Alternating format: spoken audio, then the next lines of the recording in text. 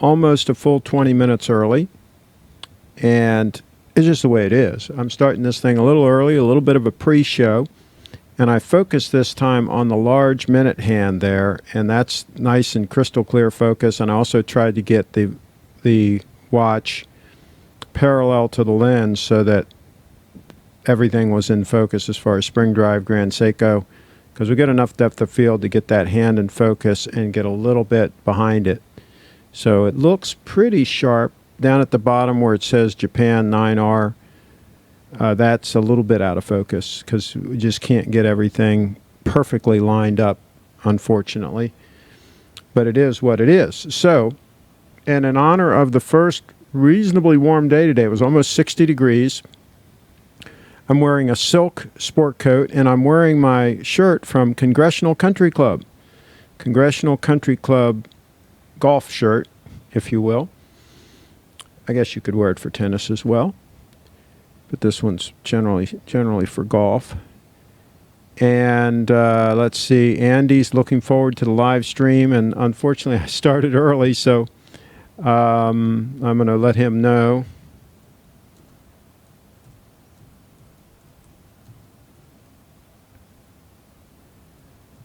Started early. Okay, now I'm going to find it on my iPad so that I can follow. And I do apologize for the moire because you will get moire with this pattern on this sport coat. But it just is what it is. There's not enough bandwidth for YouTube to deal with it. Andrew says hello. Tim says good looking watch. I like the glossy dial over matte. Well, this is kind of a matte. I think it looks okay. I think it gives nice contrast, nice readability. But yeah, I mean, glossy would not bother me either. It wouldn't bother me either way, really. I think it's probably more readable. You're going to get less reflections off it and things like that with the matte. But I could take either way. Either way. Andrew's in the house.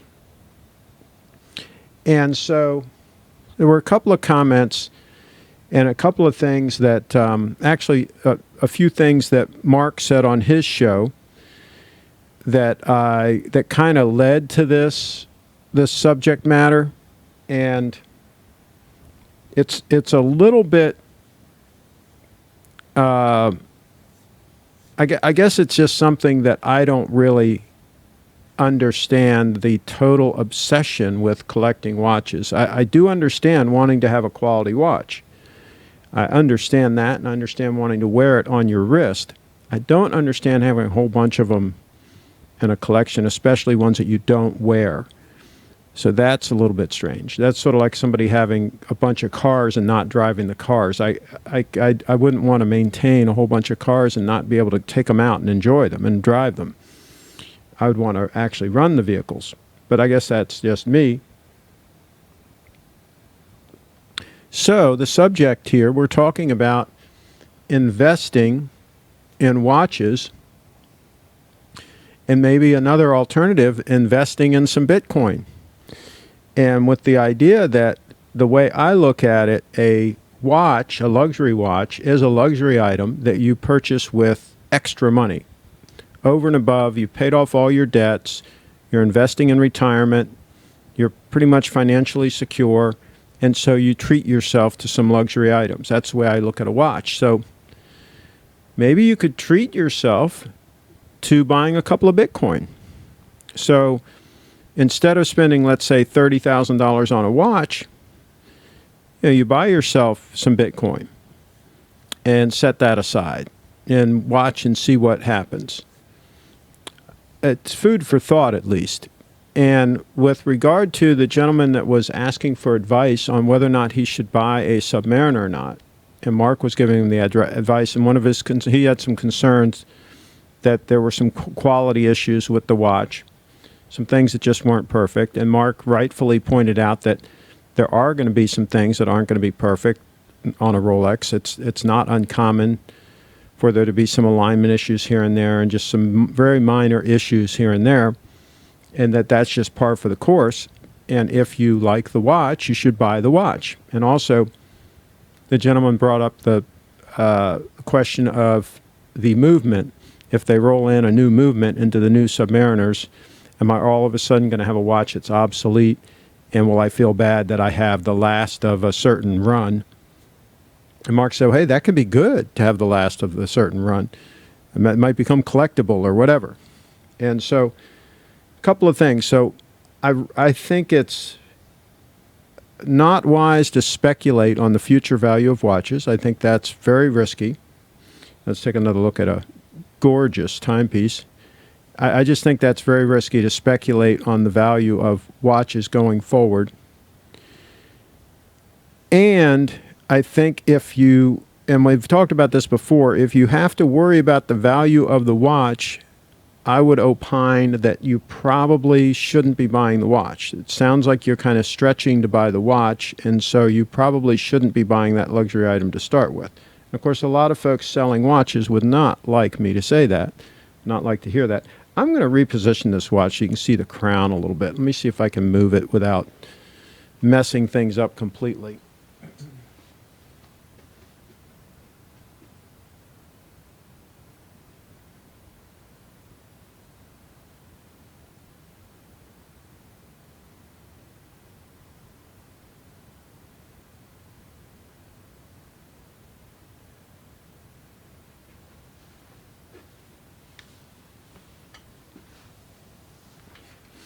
Okay, that's, oops, I just hit the whole table with static electricity.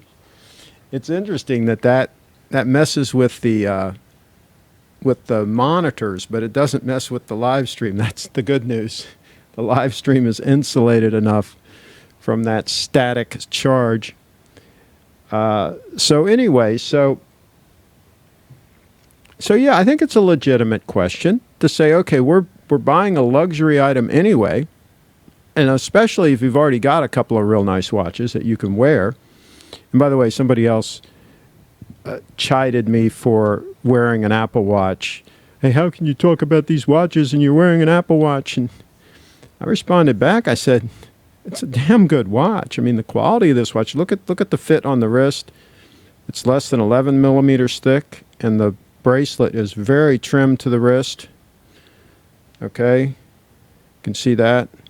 And the way this clasp works, it really works great, and it's very easy to take the links in and out of this link bracelet. There's just a little button you push, and it's real easy to do. I mean, Apple, they're no joke. They know what the hell they're doing, and they know how to build a quality product for a relatively affordable price. Stainless steel one like this with link bracelets, probably around $1,000. And when you're talking about, what we spend on watches, that's peanuts. And this is a Series 1, and it's still working great. I think it's about 4 years old. So, objectively, I have nothing bad to say about the Apple Watch. I wore this one for about 2 years. So, let's see. I can see the GS in gold now looks stunning. I'm in. Yeah, some GSs in gold do look stunning. Everybody, 60 degrees plus here in Hoosier Looking sharp, Craig. Is that a Glen plaid pattern? That's a good question if this would be called a Glen plaid. This is, of course, an Oxford sport coat. I just took some photos of this, by the way, and put it up on in that photo set I have, because I just took out some of my spring, summer clothes, and this is what this is. This is spring, summer. This is a silk, 100% silk. And so, yeah, this is extremely comfortable. If I was going to have it made again today, I wouldn't have as much padding in the shoulder, but back when I had this made, that was kind of the thing. You had a little bit more padding in the shoulder, so I probably wouldn't have done that if I was smart. I would have just had natural shoulders. But, hey, I'm not going to throw the jacket away because of that. I'm too cheap to do that. So I'll keep wearing it. And this one dates from about early 80s, maybe 1982 or so. Let's see here. When you say buying one Bitcoin put you in the top 1%, you're talking about the world or a region such as the USA. That should be for the world, because remember, there are not enough Bitcoin to go around. There's only going to be about 15 million or so in circulation when all is said and done. So let's ask Wags to chime in, because he's a little more adept when it comes to finances and all that. Assuming, now we have to make the assumption that Bitcoin becomes like a world reserve currency, a store of value like gold, let's say a $7 trillion market cap, something like that. What if you owned one Bitcoin in that scenario, when all is said and done, would that put you in the top 1%? I think it probably would. I think that would be enough. Of course, I'd want to own a lot more than that, and I do own a lot more than that, but just to be on the safe side. But one is probably going to put you in pretty good stead, would be my guess. But maybe our Wags can do some calculations on that. He's much smarter than I am when it comes to money things. If you don't wear something like a watch or clothing, it becomes an incredibly expensive item. Yeah, I think you want to get use out of these things. I think, and here's the thing, and this doesn't really apply to somebody that's in the business and they're buying and selling watches. That's more like inventory. That's more like you're in business. And if you know what you're doing and you're making money, then that's good. That's a good thing. So that's a different thing. So also, Steve from Little Treasury. Let's see what he has to say.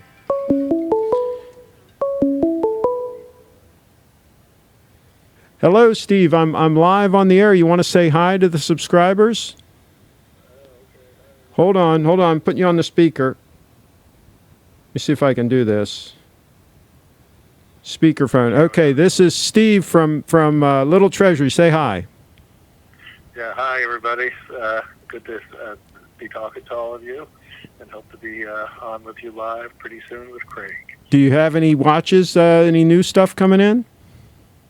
Well, I have an event tomorrow here in the store with Vermont Watches. We're going to be showing all of their novelties for 2019, all prototypes, and serving whiskey and a few other good things. So anybody in the area, please come on and see us. Steve always knows how to entertain. So if you're in the area, I highly recommend you swing by and partake. So I'm taking you off speaker now. So, so is it something pressing I can deal with right now, or do you want me to call you back?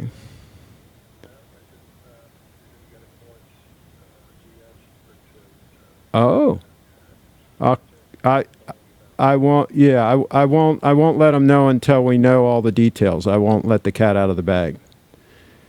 Thank you, Steve. Bye.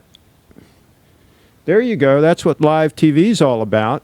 Steve from Little Treasury Jewelers, live on the air. And he's having an event tomorrow, so if you all want to go, I'll tell you what, they know how to serve up. They serve up the nice victuals, and they got the nice liquor and all that. You go to one of Steve's events. You might want to book a room nearby, because it's a pretty cool time. That's all I'm saying about Steve at Little Treasury Jewelers. He knows how to entertain. Let's see. Having several watches in your collection doesn't mean you don't wear them. I just choose a different watch in my rotation every day. True liberty, and that's okay. That's okay if that's what you're into. And like I say, if it's not a financial burden on anything else. But here's what kind of got this on my radar screen is I was talking to one of the people I know through the watch forums and all that, and he's got a really expensive watch, or two really expensive watches, and I'm not going to say who it is. He has at least two expensive watches. I think more than that.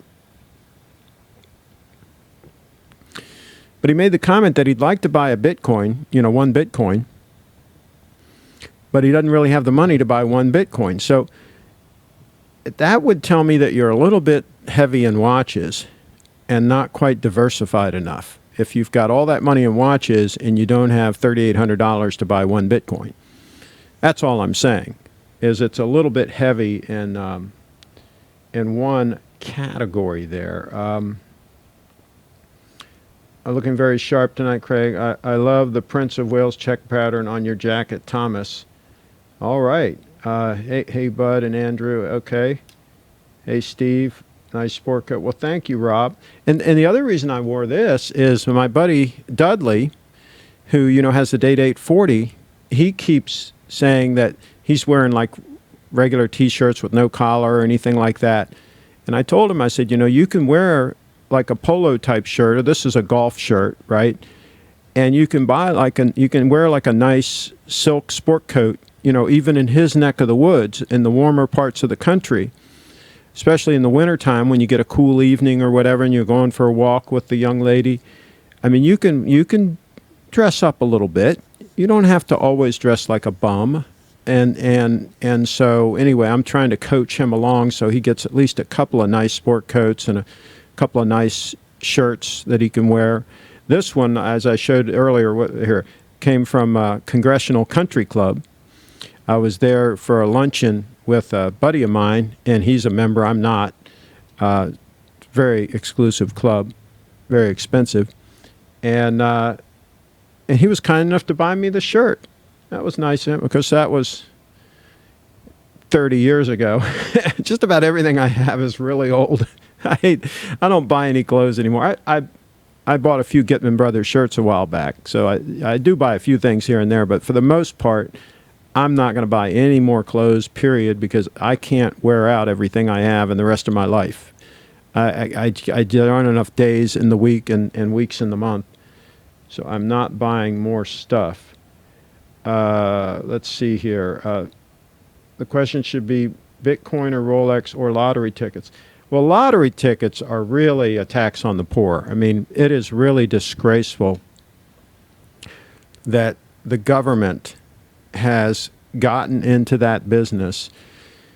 The government talks a great game, right? That they're for the little guy and they're the safety net and all of this. And then they put out the lottery, which is basically totally a dumb tax. It's a tax on poor, struggling people that can least afford it are going and buying those tickets.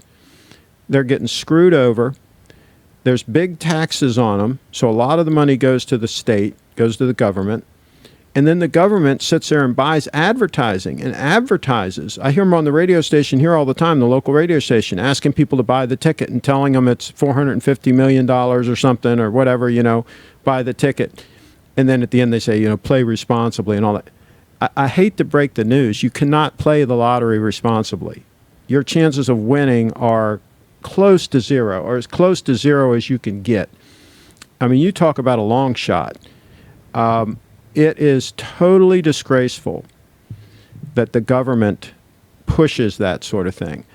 Now, if private entities were doing that, if there's a racetrack and you can go and you can bet on the horses and it's you're going there and all that, fine. But I don't want my tax dollars perpetuating a total scam on the people that can least afford it.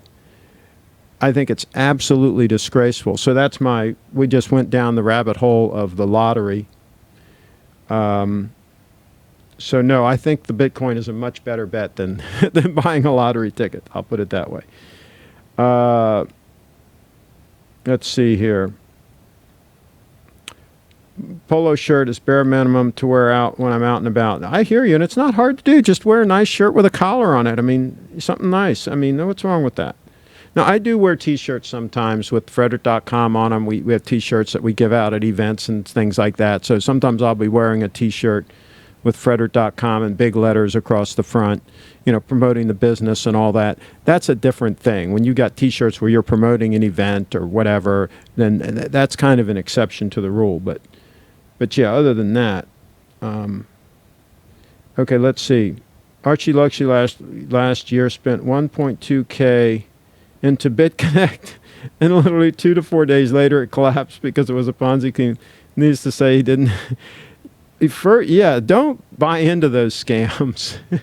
There are a ton of scams out there, folks, and any of the altcoins, any of these like things where they say that they'll loan your Bitcoin, you give them your Bitcoin and they'll loan it out and you'll get a 30% return every day or whatever. I mean, whatever happened to the old, if it sounds too good to be true, it's probably not true. But there are people that are going to continue to want to get rich quick and want to feed into these scams, the altcoins in particular. And hey, it fleeces. It's a transfer of wealth, right? That's why the wealth always goes from those who can't take care of their money and can't handle their money to those who can. That transfer always happens, right? There's those who know how to manage their money and those who don't. And those who don't buy lottery tickets, get into things like BitConnect, any of these scam type things they get into. So, and they're also the same ones that leave their Bitcoin on a shaky exchange in like Korea or something, right? And then they wonder what happened to their Bitcoin when the guy running it like shuts it down and heads to the Bahamas or something. Let's see. If we're up to me, I'd do away with lottery tickets and payday lenders. I hear you. Pretty good odds on what? Rolex all day long. I see people buying scratch-offs all day. I prefer buying Ethereum. Talk about a scam. Bitcoin is now at the point in time, it's for suckers with a pipe dream. No more profit left there. Oh boy, I think you're really going to get burned with that Ethereum. It's a total scam, but go for it. The lotto, Ethereum really has no real use case, and they can't scale it. I mean, it's got all kinds of issues. It's centralized. I mean, it's just a total disaster. Bitcoin is the only hope for a decentralized international currency. The others have no chance. Bitcoin, probably has at this point a 50-50 chance of succeeding. Every day that goes by, the chances of it succeeding go up. It's much less likely for it to be able to be killed every additional day that it lives. Your chances of success go up. And it's been 10 years now, so it's a pretty good, pretty durable thing. Let's see. The lotto is a big moneymaker for the state. Oh, yeah. Lottery is basically a Ponzi scheme with no one getting bogus return. I don't understand what you mean. Lottery is not a Ponzi scheme. Lottery is just a very high risk gamble. It's a very small chance of return. It's a relatively small investment if you just buy one ticket, right? But if you're buying them all the time, like a lot of these poor people do, then over time it becomes a huge investment. But if you do win, with the key word being if, you get a huge return. Like they just said on the radio, the current one's like $450 million, right? So, if you won, huge if, right? You'd get a huge return potentially. But it's the odds of it returning that is so astronomically high that it's just a fool's game. It really is not. Of course, if somebody won, then they'd be saying that why would you say it's a fool's game? I won, right? So it's the one guy that wins that allows them to keep pushing it and get suckers to buy the tickets. Payday loans are something like 110% interest, probably at least. What about Nano? The altcoins are basically scams. Yeah, I wouldn't buy into any of the altcoins. They're centralized. They're not a good bet. I'd rather take that money for a Rolex and build a good wardrobe with it. Wearing good clothes and being confident comes first. The luxury watch comes later, Brian says. Brian in the house. Yeah, I think if you present yourself professionally, people are more willing to pay you as a professional. and to take you seriously and sign on the dotted line and do a deal with you. So yeah, being dressed well, I think absolutely helps. It helped me when I was selling cars. It's helped me throughout, all of the different things that I've done for a living. I think it's always helped. I certainly didn't get anywhere on my good looks, that's for sure. So if you don't look, like Cary Grant, right, then you could at least dress like him, right? So there's that. I want a ranch with a few acres and a stream in my backyard, Turkey Vulture says. Well, there you go. Ethereum, no use case. It's programmable crypto for smart contracts. For all your wisdom, quite a bit. You don't know that. No, it's not going to. No, Ethereum is not going to work. It's a total scam. It's not going to work. So no, I wouldn't go there. Go and look and see what what's his name? Darn it. What is his name? The guy that talks about Ethereum a lot. I'll think of it. But anyway, okay, buy your Ethereum. But no, it's not going to work. It's not going to scale. It's a total disaster. And see, the best programmers in the world are working on the Bitcoin blockchain. They're not working on Ethereum. That's the JV squad, right? The pros, the best of the best, are working on Bitcoin. So I'm going to bet on Bitcoin. I'm not going to bet on some also ran, talk about a pipe dream. Ethereum is absolutely a pipe dream. And all these things they talk about putting on the blockchain, real estate, all this stuff. I mean, it's totally freaking ridiculous. And like banks, talking about doing a blockchain. Do you have any idea the costs of doing a decentralized blockchain like Bitcoin? It's insane amounts of money that it would cost to do it. They can't begin to afford to do it. So they're not going to do it. So it'll be centralized. It'll just be basically a Excel spreadsheet, right? But they're using the term blockchain, and they're acting like it's going to be decentralized because they want to try to get on Bitcoin's coattails, right? But it's not. It's it's not going to happen. Oh boy, it's just not going to happen. Does Bitcoin value go up the more people are selling them, or if the market is quieter? Thomas. So here's what I think is happening right now, and I'm just kind of speculating that what's happening right now is I think that the whales, some of the whales that own large amounts of Bitcoin, have been slowly but surely selling off some of their Bitcoin over the last year or so since the peak, and have been slowly divesting themselves of some of their Bitcoin. And new people coming into the system are buying up small amounts of Bitcoin.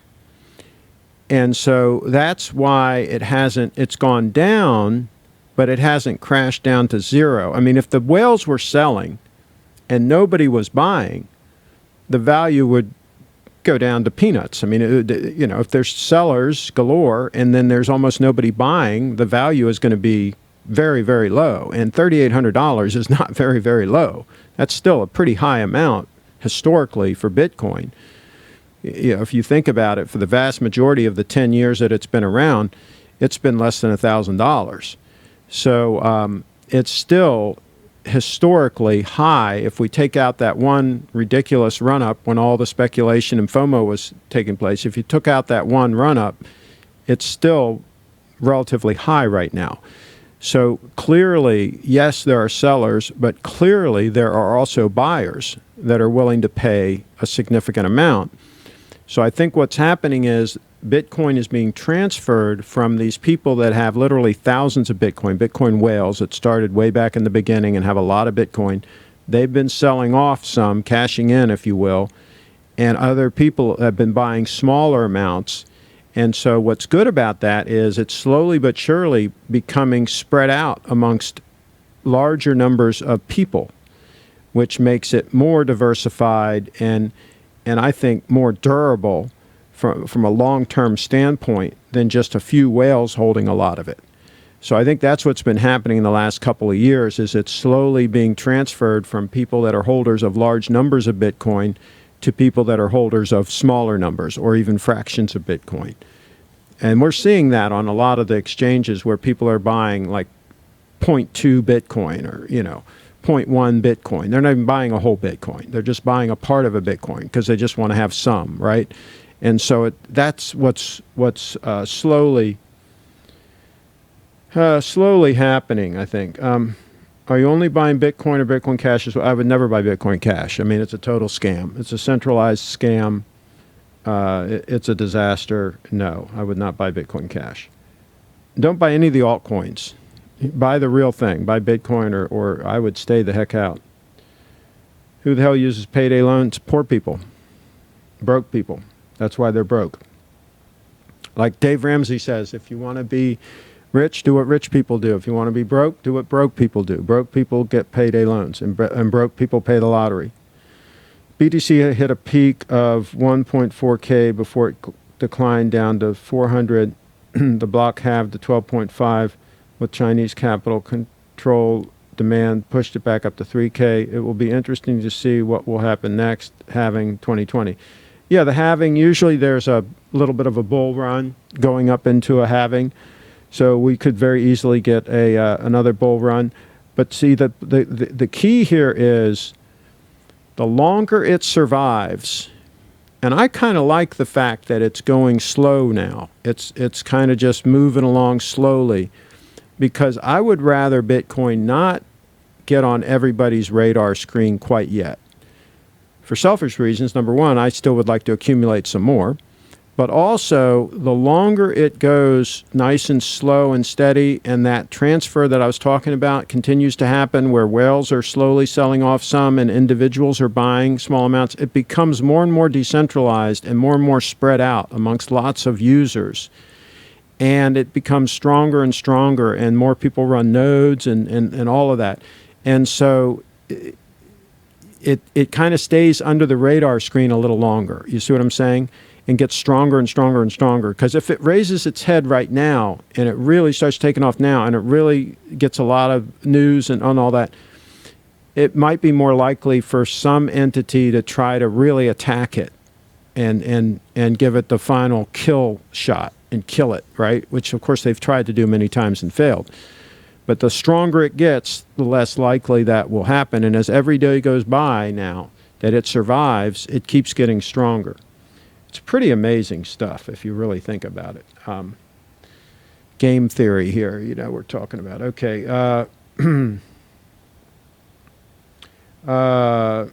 Did you buy Bitcoin for the technology behind it, blockchain, to use as currency or as an equity to hold? Everybody holds. When or how does it become a mainstream currency? Thanks. Very good question. I bought it because I really like what it stands for. I like the concept of having a currency that's worldwide, that nobody can control, that no government entity can regulate and dilute and harm, and that no central bank can do the same. I think it's really cool to have something that operates as an algorithm and operates based off of math and is not influenced by people making stupid decisions. I think it's just a super cool concept. And the more I learned about it, I also thought that it would be a good place to hedge and to have some of my assets in, just in case some of these other things really go south. So yeah, it's the technology, and I think it's a wise place to put some of your assets as a store of value and to potentially increase significantly in value. So I think it can be all of those things. And how can it become a currency? Well, anything that is a store of value can also be a currency. Gold for many, many years was used as a currency. People traded it back and forth for different things. I mean, Bitcoin is much easier to trade than gold. I mean, I can transfer it from here to Hong Kong, right away. And so it's much more divisible than gold, too. Gold is very hard to divide down into very small portions, right? Bitcoin is very easy to divide down. So it's got a bunch of advantages over gold from a standpoint of being able to move it around. So if it's a good store of value, obviously it can also be used as a currency. And then now they're building the Lightning Network on top of Bitcoin, which is designed specifically for doing transactions, like Visa charges back and forth, doing charges at conveying value at very low cost very rapidly. That's why it's called the Lightning Network. So like, for example, micropayments, where you go and you just spend a couple pennies somewhere, right? You go onto a website and you read an article and they automatically get a penny's worth of Bitcoin. It's called micropayments. So that's all going to be on the Lightning Network, and that's going to revolutionize things. So this is going to really revolutionize the way money or value, if you will, is transferred around amongst people worldwide. It's potentially going to be a bigger deal than the internet itself. So yeah, you're in the ground floor. If you ever wanted to be on the ground floor of something huge, this is it. Let's see here. Let's see here. I'd rather bet on roulette wheel and see. There you go. Oh my, Craig, turns out you don't know much. The best crypto program in the work is Vitalik. Yeah, Vitalik is the guy behind Ethereum, and it's basically centralized. It really is. And he can't save it. He's not good enough. He can't save it. And like I say, the best programmers in the world, you got to take all of them into account, not just one guy, are all working on the Bitcoin blockchain and on Bitcoin technologies and so forth. They're not working on Ethereum. Ethereum is a disaster in the making, and I wouldn't bet on it. You can bet on it. You can bet on it. I'm not going to bet on it. We'll see who wins that bet. Lottery tickets and slot machines are the gambling equivalent of a frog in a slowly heating pot of water. You don't feel the pain at first, but dollar here, yeah, absolutely. Well, just like smoking cigarettes and a lot of things that are expensive over time that people don't figure on. Nowadays, all the damn tattoos they're getting. I mean, my gosh, every other day they get a tattoo. I understand you get addicted to the feeling of getting tattoos, and that's why these people get them like all over their body and stuff. I mean, that stuff all adds up, the cost. Ethereum never launched on coattails of Bitcoin. You lack knowledge. I'm not going to get in an argument about Ethereum. I mean, Ethereum just do some research on it. Educate yourself. It's not going to work, okay? It's not going to scale. It's a total disaster. Anything that's been tried on it has been a total disaster. It's not even needed. Most of the things that people talk about that they want to do on Ethereum, it's just ridiculous. It's a ridiculous use case. Yeah, I mean, maybe it will succeed, but Bitcoin has a much better chance of succeeding. So I'm going to put my money on the horse that's going to win. I'm not going to bet on some also ran. Bitcoin Cash is scam. Have to buy it all. Well, yeah, don't buy any of those altcoins, folks. My gosh, people don't buy the altcoins. Go buy a lottery ticket instead of buying the altcoins. Rolex sounds nice, but I'll stick with my 38 millimeter white dial Seiko. There you go. My dream watch. I bought it with cash. Good. There you go. Absolutely. When a hacker stole a big chunk of Ethereum, the programmers went in and took the ether back. Very bad.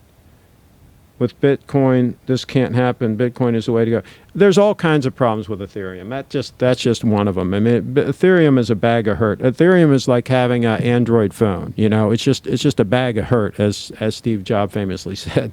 I mean, it's just not the way to go. I'd pass on the Ethereum. Just like I'd pass on a Tudor watch for the same reason. So there we go. Let's see here. Craig Casual is rocking. Well, thank you, Jarvis Storm. Rob, love the enthusiasm, even though it's terribly wrong. Hacker stole a chunk of Ethereum from the DAO, separate from Ethereum. Similarly, Mt. Goss lost. Yeah, fine. But Jukebox, I mean, they did back up on the transactions or whatever. They reset and backed every. It's centralized, okay? I don't want to have anything to do with a centralized system. I'm getting away from that. I want decentralized. I don't want something that somebody can control. I mean, if you want that, hey, stick with Ethereum. You're in good company there. But that's not what I want. Fiat. Chip wants fiat.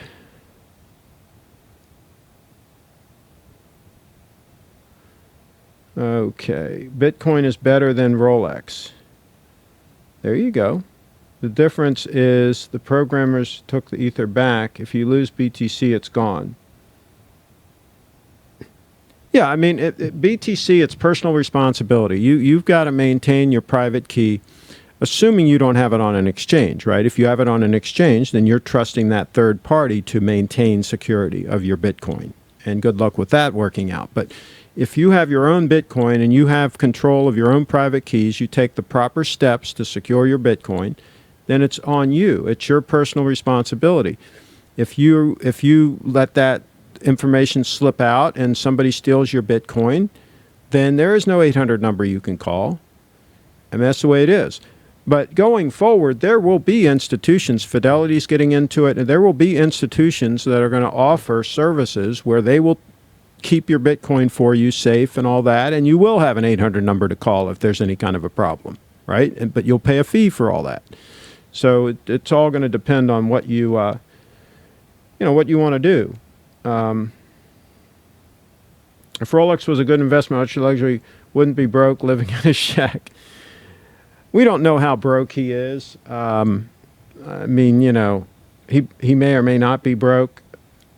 I'll tell you, it's really a shame. A lot of these people in the watch community, and I don't really include myself in the watch community because I'm just a Johnny-come-lately. I've been doing these live streams lately because I've been working with Little Treasury Jewelers, and Steve's a buddy of mine. And so he's going to hopefully be doing some shows, and I want to bring other shows into the network, and that's why the Cowgirls Live show, and we're going to have different shows on all different topics. That's why I go under the name Mid-Atlantic TV, and it's not a watch channel. My channel is not a watch channel. But it does sadden me that some of these groups are so nasty, and some of the people just seem to be just nasty individuals. Real straight-up trolls. And what's really saddens me is that the community accepts them and entertains them and embraces them in many cases. So it's really sad because it could be a much more positive community. That's all I'm saying. And Archie, I mean, calling him the horned one, making fun of his moles on either side of his head and all that kind of stuff. I mean, that's just hateful stuff. And it's not funny. It's not funny when you make fun of somebody like that. And whether he does it or not, I mean, just the fact that he does some nasty stuff doesn't mean you got to do nasty stuff back to him. And it just goes all around. And it just, I don't get it. I don't get why people have to be so hateful and so nasty. Even that little mix-up between Dudley and some people in the horology talk thing, where they were mixing it up and stuff. I mean, I just, it's like they're like playing like little kids, like little immature kids. And I don't get it. And that's why I've given a number of people wrenches in here and instructed them that we're not going to tolerate it here on this channel. I mean, it's just not going to be tolerated. And yes, I have fewer viewers because of that. I've got 41 viewers right now. I'd probably have 80. If I'd have never attacked the trolls and just let it all go hog wild, I might have a couple of hundred viewers right now. But no, I'm not going that direction. I'm not going to embrace them. I don't need money that bad. I don't even monetize my videos for at least a couple days, so I allow my subscribers and all to watch them all ad-free. And I don't know why the other channels don't do that, because you don't make hardly diddly squat after the first 2 days off a video. The only way you make any money off any videos is if it takes off and it literally gets hundreds of thousands of views. That's how you make some money off a video. You're not going to make any money for the first day or two, a couple thousand views. It's just not going to happen. It's just peanuts. It's pennies. So I don't understand why they pepper them with all those ads right away. It's just irritating. You know, you got to skip and all that stuff. But people just don't think about other people anymore. They don't. It seems like there's not respect, you know, where they respect each other. Now, you can disagree on an opinion. Like, I can say a watch is ugly, and you can say, no, that watch is attractive, and I'm going to tell you you're wrong, and you know, we'll go back and forth on that. But I'm not going to, you know, call you some nasty name or whatever, or insult you personally. I'm going to say that you're wrong about your taste in watches, because you probably are, if you like a Nautilus. But, you know, that is what it is. But the nasty stuff, I don't get it. And I don't get the really hardcore nasty stuff. I mean, but, it is what it is. It's probably not going to change. Let's see here. Gold Dust, Chip Wong says. Archie isn't brocus pocus. We don't know. Craig is explaining fungibility. Exactly. Yeah, exactly. Bitcoin has a lot of really fantastic characteristics. The scarcity is very key. The fungibility is very key. You know, it's been talked about like text messaging money, right? You look how text messaging spread all around the world with apps like WhatsApp and so forth. This is, Bitcoin could be thought of as that, as sort of like text message money, if you really boil it down to where we're headed with this whole thing. It's going to be, we all have our store value, and then we can send it and deal with it and do things with it as we choose, without people interfering. And without somebody changing the rules on us all of a sudden.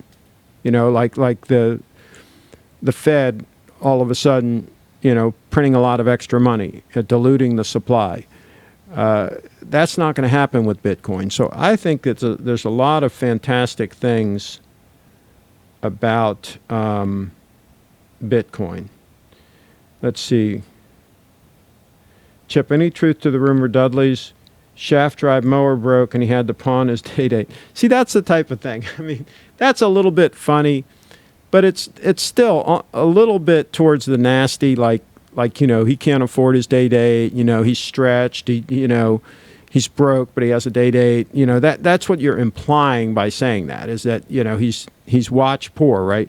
And that's kind of an insult. It's kind of implying that he's not real bright and all that. But we'll let that go. The wrench gang didn't hit you over the head with the wrench, so that's not terrible. But I just think we can be more positive, and we can lift each other up as opposed to trying to push each other down. That's all I'm saying. And I was a little bit hard on some of the trolls in the early days until I realized that we just have to just get rid of them, and we can't just play with them. You just gotta just hit them with the wrench really hard and just, you know, get them out of there. I was hard on some of them, but I don't think I was downright nasty with them like some of them are. I mean, some of them are just shriveled up, you know, just really nasty pieces of work. Let's see here.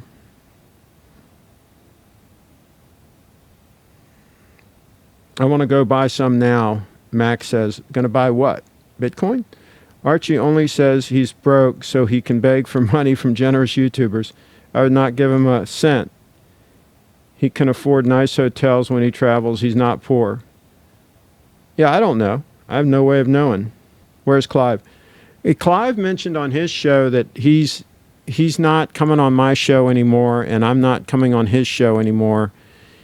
He's basically given in to the trolls that, don't want him to come on my show, and the trolls are constantly saying nasty things about me in his chat on his show, and he allows it.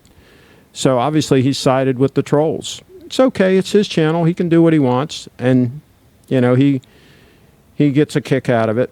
I just don't think it's funny. I really don't. I guess we're just different kinds of people.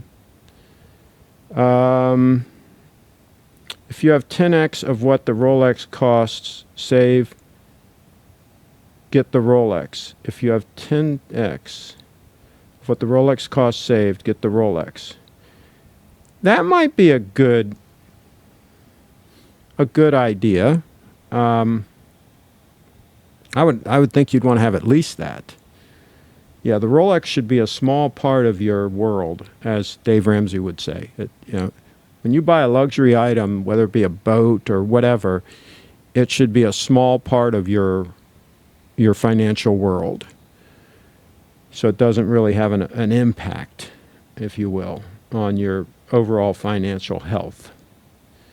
Folks, Bitcoin is no longer the ground floor. Chinese conglomerates have monopolized the buying power and mining power. It's a good idea to buy Bitcoin, but don't expect riches. Ignore Craig. Whatever you say. We'll see. Time will tell. Time will tell the tale on that. You'll either be touted as being a genius 5 years from now, or you'll be touted as being completely wrong. It's going to be one or the other. Ethereum couldn't handle CryptoKitties. Yeah, Ethereum is a total loss. See, now we got a new Chip Wong in here. Now he's starting to be nasty. Buttcoin. I mean, I guess we're going to have to hit him with the wrench. This guy just keeps creating, new handles. I don't know how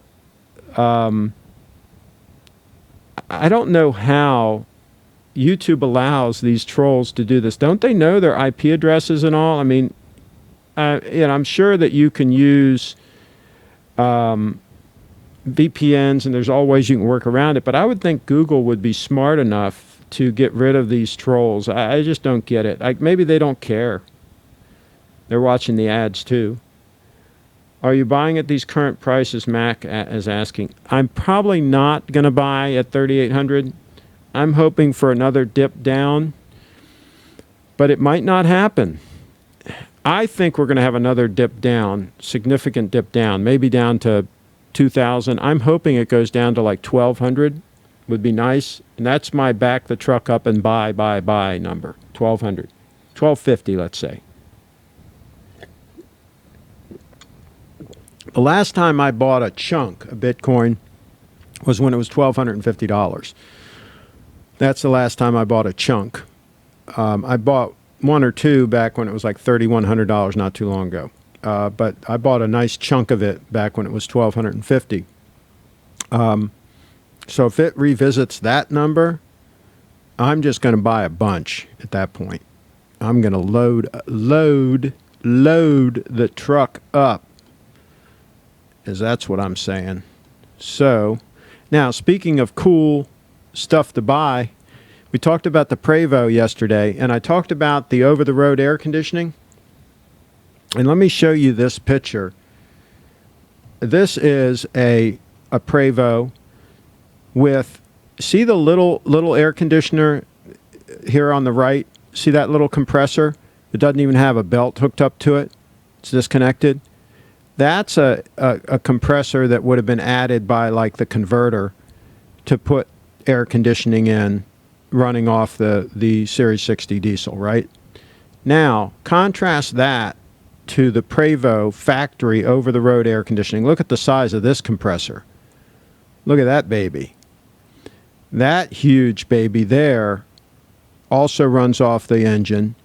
That's for the Prevo over-the-road air conditioning, factory air conditioning.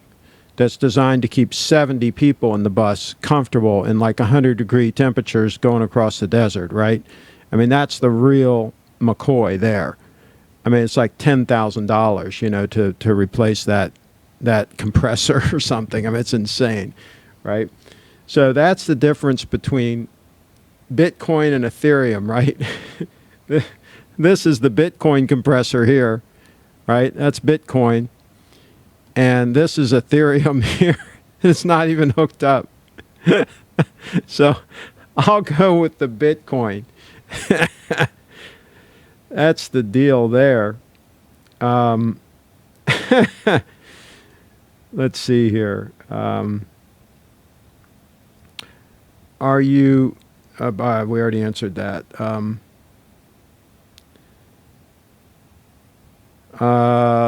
Logan invested in adamant. I don't know what that is. Everything is a scam, Turkey Vulture says. Bitcoin will succeed. Ethereum will succeed, and only a few other cryptos, but you will not get rich off Bitcoin. There is no profit left. The Chinese have monopolized it.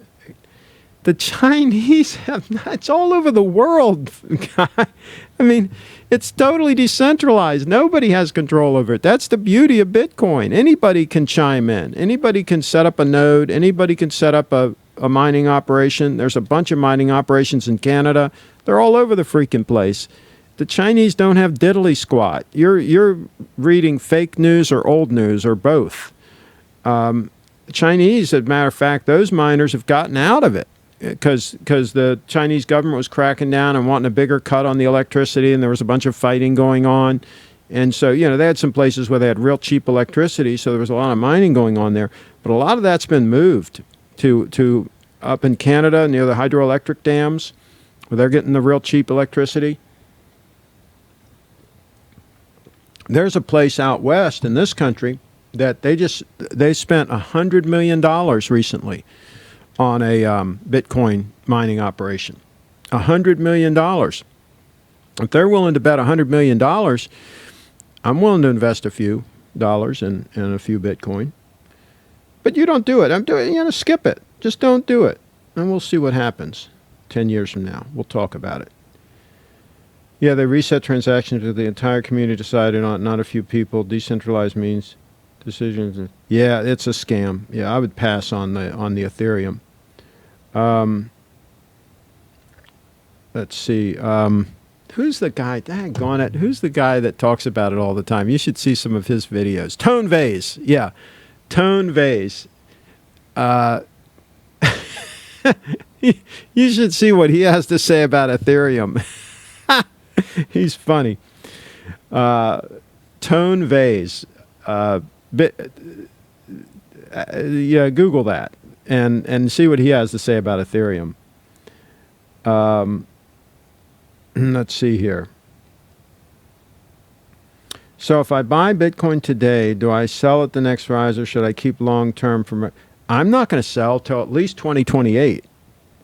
So you can set your own time horizon, but I'm holding the rest of my Bitcoin until at least 2028. That'll be 2 more halvings. There's going to be a halving in 2020, then there's going to be another one in 2024 and 2028. So counting the one that's coming up, that's 2 more after that. So a total of 3. So I'm going to hold until 2028. And probably will only, if I sell some then, we'll probably only sell a small portion of it. So yeah, I'm holding long term. It's going to be hard to get. I mean, why would you sell it? Sell other stuff. Sell fiat. Sell other stuff. Don't get rid of your Bitcoin. My gosh, it's going to be precious. It's going to be hard to get. It's very limited. Did I tell you guys it's very limited in supply? Let's see here. Archie can't give investment advice worth a damn, but I agree with what he said that you shouldn't suck yourself in and not live a life by hoarding a big collection. I don't get the having a whole bunch of money tied up in watches when you're broke. I mean some of these guys that have all these watches, I mean, they don't even have a nice home. I mean, I'm going to spend a whole bunch of money and on a whole bunch of expensive watches, and I live in a dive. I mean, I don't get it. I mean, buy a nice home, at least one. I mean, I would buy 2 or 3. You know, have nice places to live, get some nice clothes, and get a nice watch. In that order. That's what I would do. I mean, I don't get it, folks. But I'm old-fashioned. I'm an old guy. A lot of you all have pointed out that I'm old. So there's that. Hi, Craig. 5:30 a.m. here watching before work. Tom is in the house. If you buy a Rolex, can you enjoy a nice watch every day? With Bitcoins, you cannot. Yeah, that's right. Investments are that way. It's delayed gratification. Have you ever heard the concept of delayed gratification? That is the deal. Delayed gratification. Some things you have to wait for. Matter of fact, some of the most worthwhile things in life you wait for. Isn't it kind of cool the way the pattern on this jacket, the patterns, let me see, I'm backwards here. See how it lines up? See how they take the time and effort to make sure that these things line up? You don't know how hard it is to cut a jacket and have those things line up like that. Oh, well. Oxford clothes, that's what they do. Oxford, Oxxford. Let's see here. Nano is garbage bag. If Archie is pulling this Brocus Pocus act on, he's indeed wealthy, then he has to be one of the best character actors I've ever seen in my life. Who knows? Who really knows? I, for one, don't really care about his finances. I'm certainly not going to trust him with any of my assets. That's for sure. Not from what I've heard, but Archie is the Rolex Tarzan. And it's interesting, this troll the other day says, oh, you're a poser. You don't even have a Rolex, you know, blah, blah, blah. Okay. I don't have a Rolex. What's the big deal there? I mean, all of a sudden, if I have a Rolex today, all of a sudden I've got more credibility. I mean, I don't think if I had a Rolex today, that should really change my credibility any. You know, I think that's kind of bizarre. And clearly, I've had many Rolexes over the years, over the last 40 years. And I've had some Day-Dates, and I've had some GMT2s, and I've had, you know, a bunch of different watches. And all I talk about is my experiences and what I've had and things that I've examined personally and events I've gone to and different things. That's all I'm trying to do is share my experience and my knowledge and also learn from you guys. I've learned a lot from you guys and from other channels. I learn a lot from podcasts I listen to. I listen to podcasts and I watch videos on YouTube. That's pretty much all I do. I watch a few things on Netflix here and there, but I don't have cable TV. I canceled that 20 years ago. So I learn a lot from you guys. And I learned about Grand Seiko by a video that I stumbled across from Arizona Fine Time. And look at that puppy. That is, you guys have got to admit, that is a thing of beauty watching that secondhand go around. That is freaking awesome. And some people brought up, if you go back to Rolex, can you really handle the lack of accuracy? And I don't know if I can. I don't know if I can go back. I've gotten so spoiled by the accuracy of that spring drive right there that I don't know if I can go back. Let's see, I like to poke fun at the hilarious, that stuff Archie says, but body shaming and making fun of his health are off limits to me. I agree. I don't think it makes sense. Chipwong, I think it's some guy who lives in Australia. Truth is, we don't know if the watches Archie has is his or his friends or watches he's trying to sell for other people. Of course you don't know. Of course you don't know. Bet on the Cleveland Browns and you'll make some money. There you go.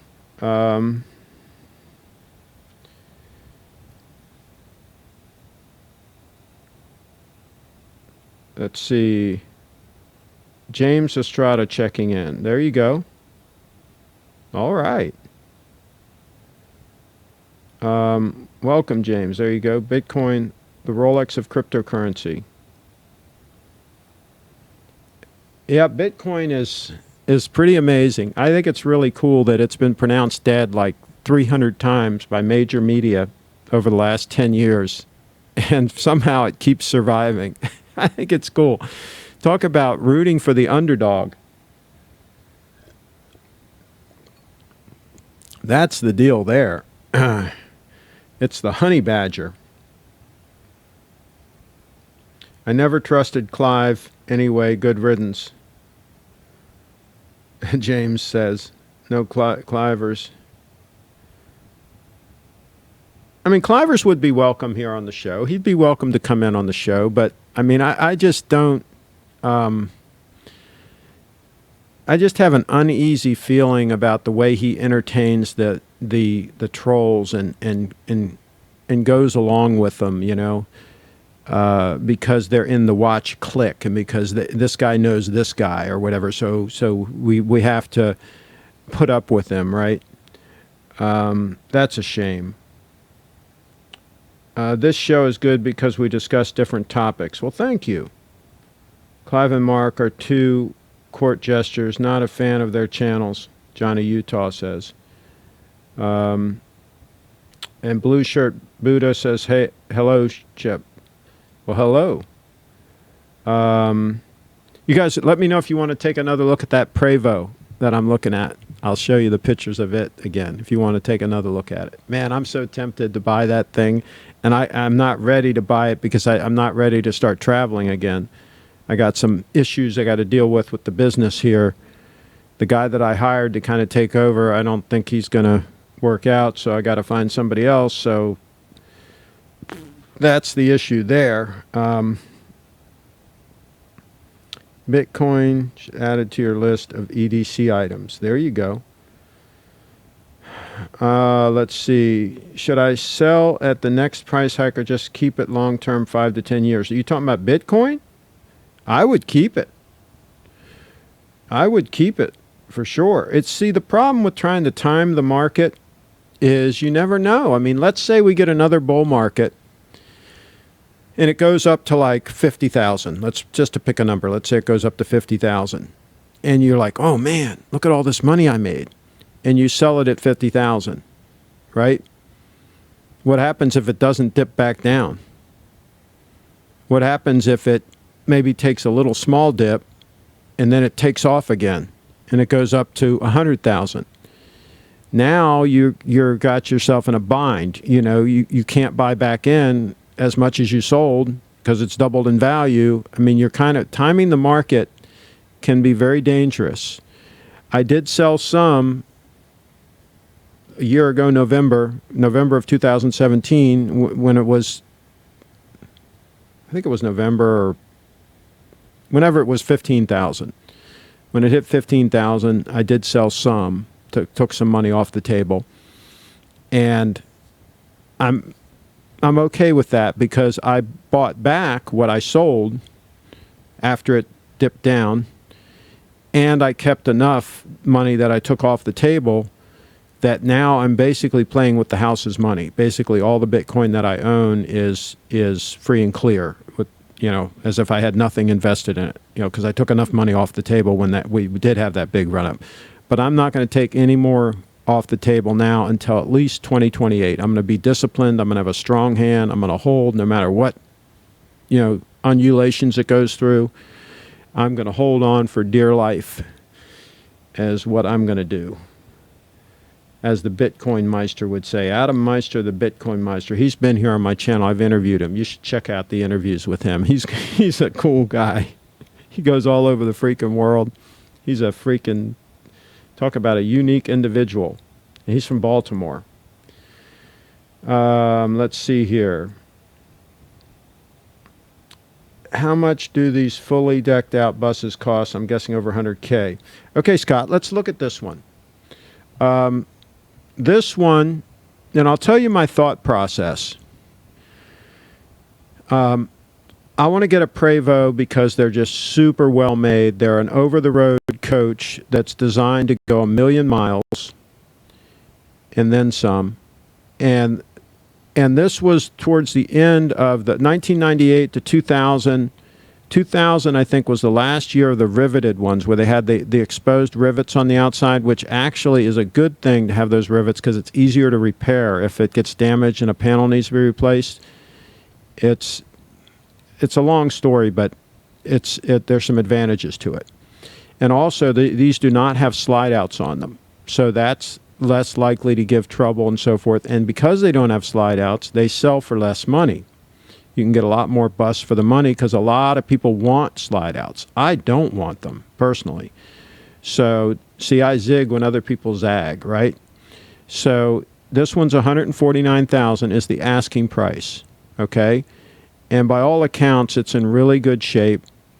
And you'll see the pictures here in a minute. But they've known the coach. This dealer has known the coach for a long time, and they probably have all the history records and all that. And so here's what it looks like inside. And I probably would take out one of the couches and put my office on this side, my stand-up desk and everything with my computers and all that on this side, and leave one of the couches because this also turns into a bed. That's probably what I would do in the front section of the coach. And there's the couch looking back towards the kitchen area. And there's the other couch. Okay, I'm going to go through these photos, give you guys the time to look at them. And there we're looking from the front of the coach back towards the back. And you can see on the right the kitchen, and on the left the little dining area. And everything's top-notch in these. This coach was probably around $1 million when it was new. Now a new one's about between $2 and $3 million for a new one. There's the kitchen. And they don't put any junk in these. These are pretty well made. And I'm just going to go through the rest of these photos here.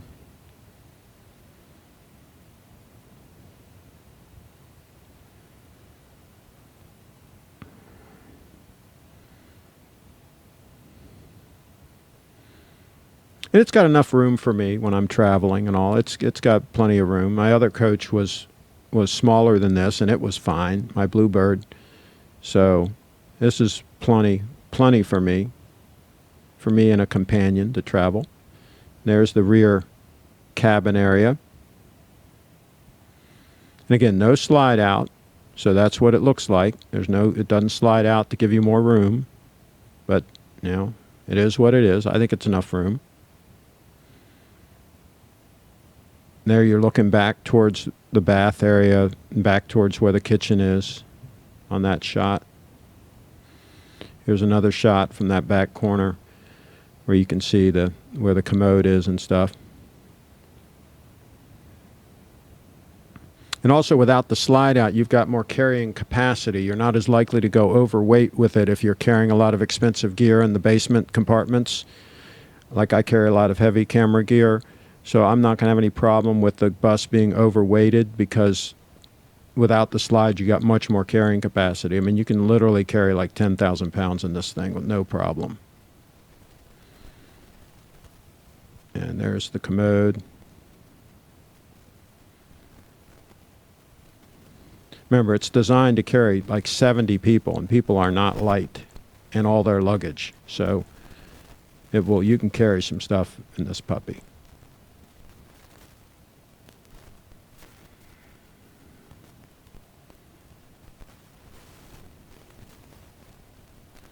There's the outside.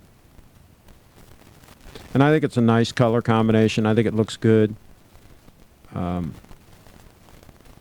you can tell it's not a brand new coach from the design and all, but it still looks very elegant, very nice. I have no problems at all with the outward appearance of it. And again, these are extremely rugged, extremely durable.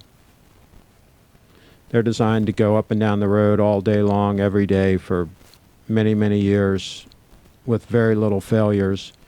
These coach companies that run these things, Again, carrying 70 people, the last thing they want is that thing to be on the side of the road with everybody trying to figure out where they're going to go, right? So these things are designed to be extremely robust.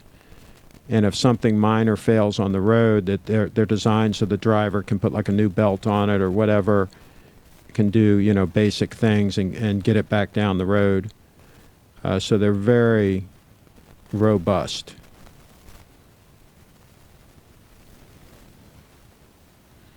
This is not a typical RV, okay, which is basically a piece of junk. Most RVs are total junk.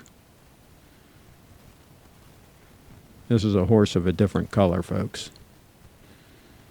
There's a Series 60, and there's that commercial grade over-the-road air conditioning I was telling you about on the right-hand side, that compressor. That'd be a bad boy there. Let's see. How much do these fully bucked out buses cost? This is a good example. This one's $150, but that's their asking price. So yeah, you can get a good one for anywhere from $100,000 to $150,000 if you are smart and look hard and get one that's really well kept. Thanks, Craig. I hope you're right about Bitcoin. Yeah, we'll see. I think it'll be cool if it succeeds. It'll be good for humanity. That mobile home that you showed us was amazing. Wow, that engine is bigger than my house. XRP pros and cons. Yeah, XRP is a centralized coin. I would pass on that. Like the Bitcoin Prevost analogy. What do you mean, Arwags? What analogy? I forget what I said.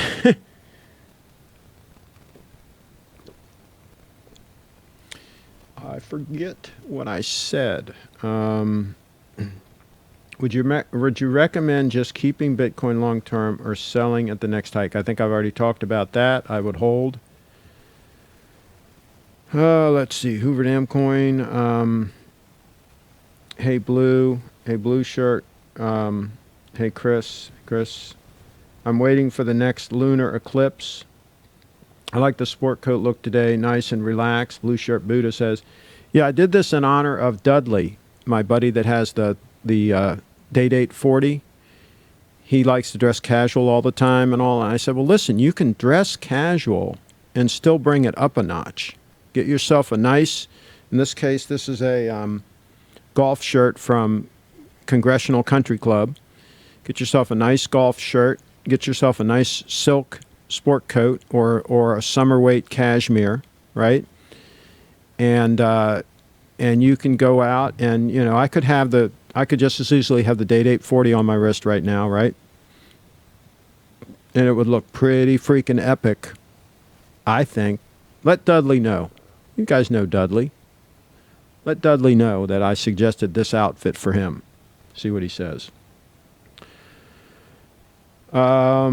Your Grand Seiko looks like a Submariner. Let's look at that here. There's the Grand Seiko. Look at that second hand. Holy mackerel. One thing I do like about the Grand Seiko divers is I like the way it goes 10, 20, 30, 40, 50 all the way around. I like the fact that it has the, you know, the 30, 40, 50 on there. The subs, you know, only go to like 10, right? I think 10's the last number they have. I don't remember, but anyway, they stop. I like the way this goes all the way around. And of course, I like the second hand. And then the other thing about this, because it is a 44 millimeter watch, the dial is significantly larger than a Submariner. So for people like me that have older eyes, it's even more legible. And those hands are very large and have a lot of lume on them, so that separates them from the dial really nicely. I mean, I can read this thing even in low light without my reading glasses. I mean, I can read this under any circumstances. So, and it's super comfortable on wrist, and I've gotten really used to the extension clasp, being able to extend it without taking it off my wrist, which you can't do with the Rolex, at least not with the Submariner. And that's a big plus. I've really gotten used to this watch, and I'm really pretty enamored with it. So I think it's going to be a keeper. That's my thoughts on that little puppy there. Let's see. This channel is for those who enjoy programming on the BBC channel. Okay. All right. That's okay with me. Wrench Gang putting in some work today, Johnny Utah. Johnny Utah in the house. I tried a GS SBGN005. It was stunning. The stock pictures online didn't do it justice. Could be a contender for your only watch. Let's pull that up. I'll tell you what, that is a truer statement has never been told than you really have to see Grand Seikos in person. Because I commented on that video by Mark where he was giving advice about that guy was concerned with problems on the Submariner, some things that weren't perfect. And I made the comment, I said it's a mass-produced watch. It's not going to be perfect. Everything's not going to be perfect. They're produced in large quantities. And so that's what it is. And I think that, and I made the comment there, I said, if you really want perfect, you've got to step up. You got to go up to something like a Grand Seiko or Patek or Vacheron Constantin. I mean, you got to go up a notch to something that's more handmade, and that they're really taking the time and the attention to detail to make sure everything's exactly right. I mean, you're not going to get that necessarily with Rolex. And then Mark chimes in and says, oh, Rolex is much better. Blah, blah, blah. I'm guessing he's never seen a Grand Seiko. Either that or he better get his prescription checked in his eyeglasses because... And that's not a very good photo, by the way, of that one. Let me see if I can find a decent photo. It irks me that these people put these photos up and they can't even get a decent photo of the watch. Let's see here. That's not any good either. But then again, I'm a photographer, so it bugs me when I see the lousy photos. Let's go to the actual Grand Seiko website and see if they've got anything any good. Even this, the colors don't look right. It looks like it's got a black dial. I think that's the one with the dark blue dial, isn't it? I think it's supposed to have the dark blue dial. And look, they've only got one photo. Are you kidding me? This is what I told Steve about this stuff. I mean, these people are so lame when it comes to marketing their watches. I mean, it is incredible. I went on to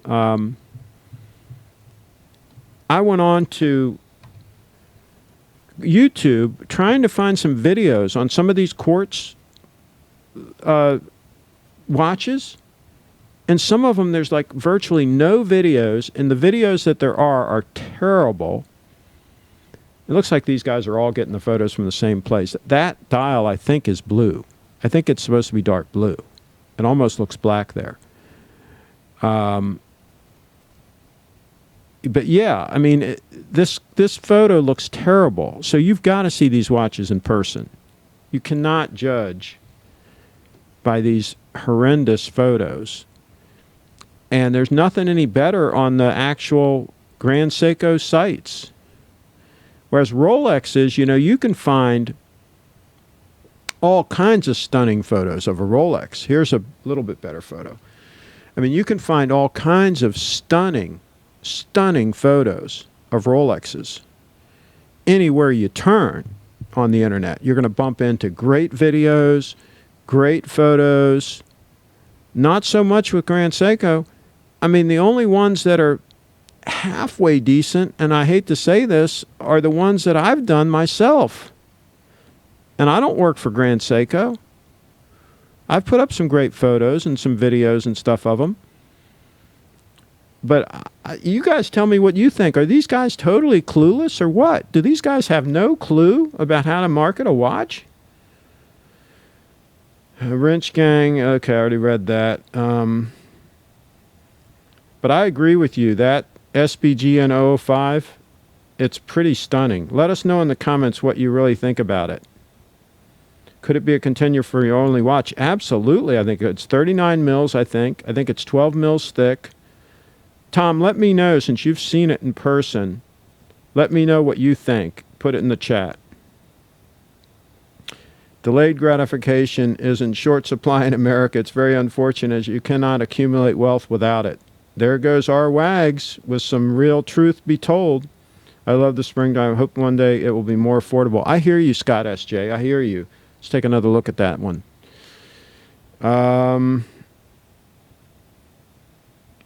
Let's see here.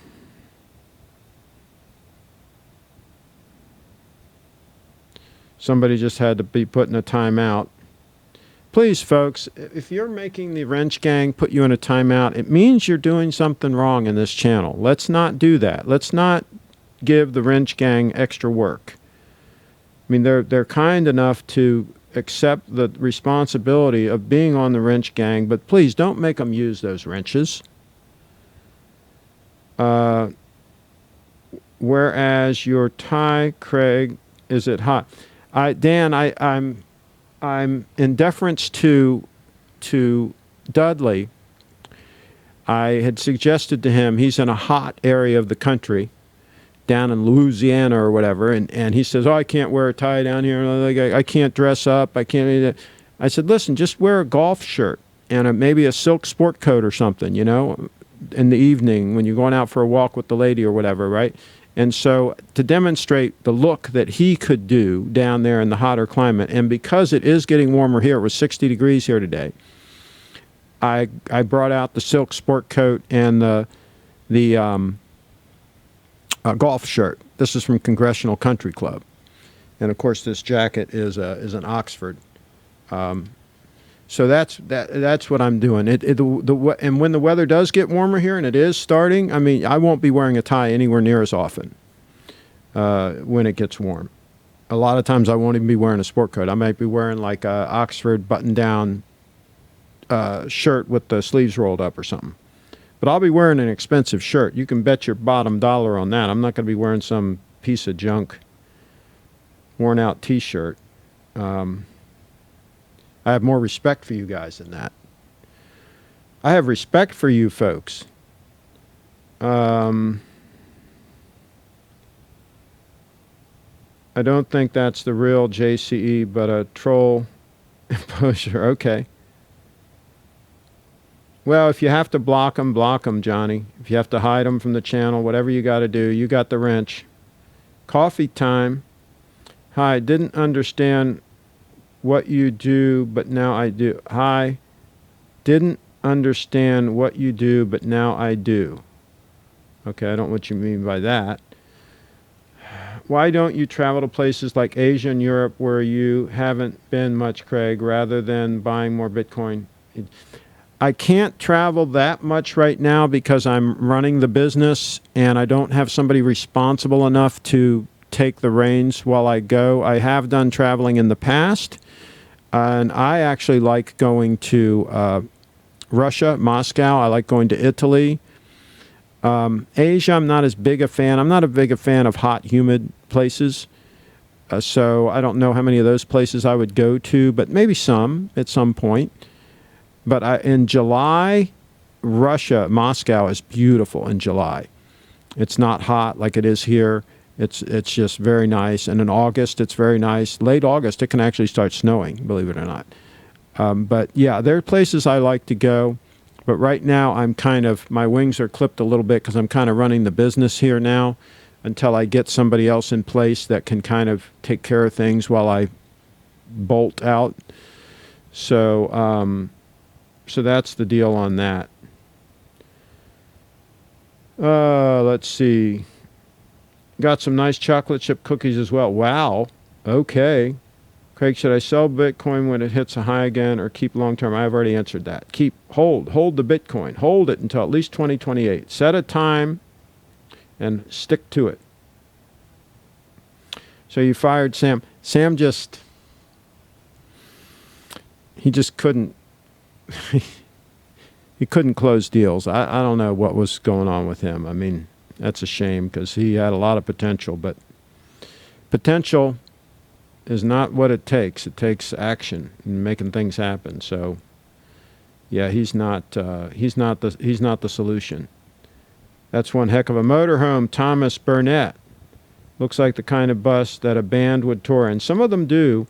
Some of them tour, and they use a lot of Prevos, but some of them are custom for them that aren't as fancy inside and have like a bunch of bunk beds.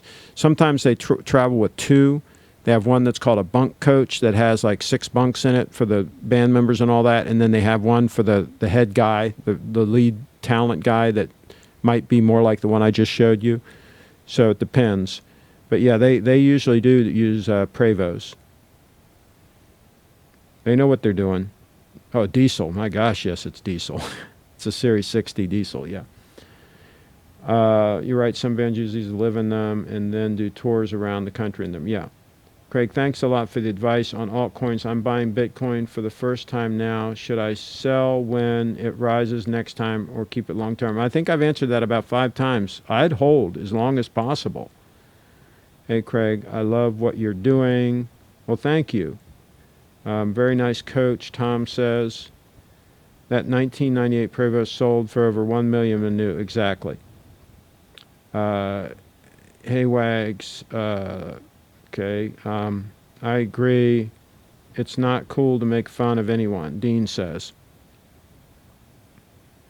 Well, and it's also not cool to make slanderous comments about somebody. Just over and over again, just making comments just that are totally unfounded in any fact or truth, just because you can, just because you're a troll. So there's that. Do you have an underground bunker in case of some kind of disaster, Craig? I have. There is a place, yeah, where I can go nearby. I won't go into details on that. As you know, the location where I am right now is a secure location near Camp David. So,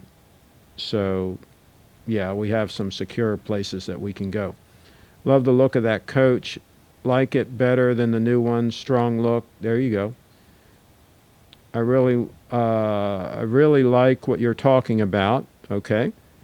Sorry, Craig, but your lack of obsessive compulsive disorder automatically disqualifies you from being a member of the horology hoarders cult. I hear you. I hear you, Brian.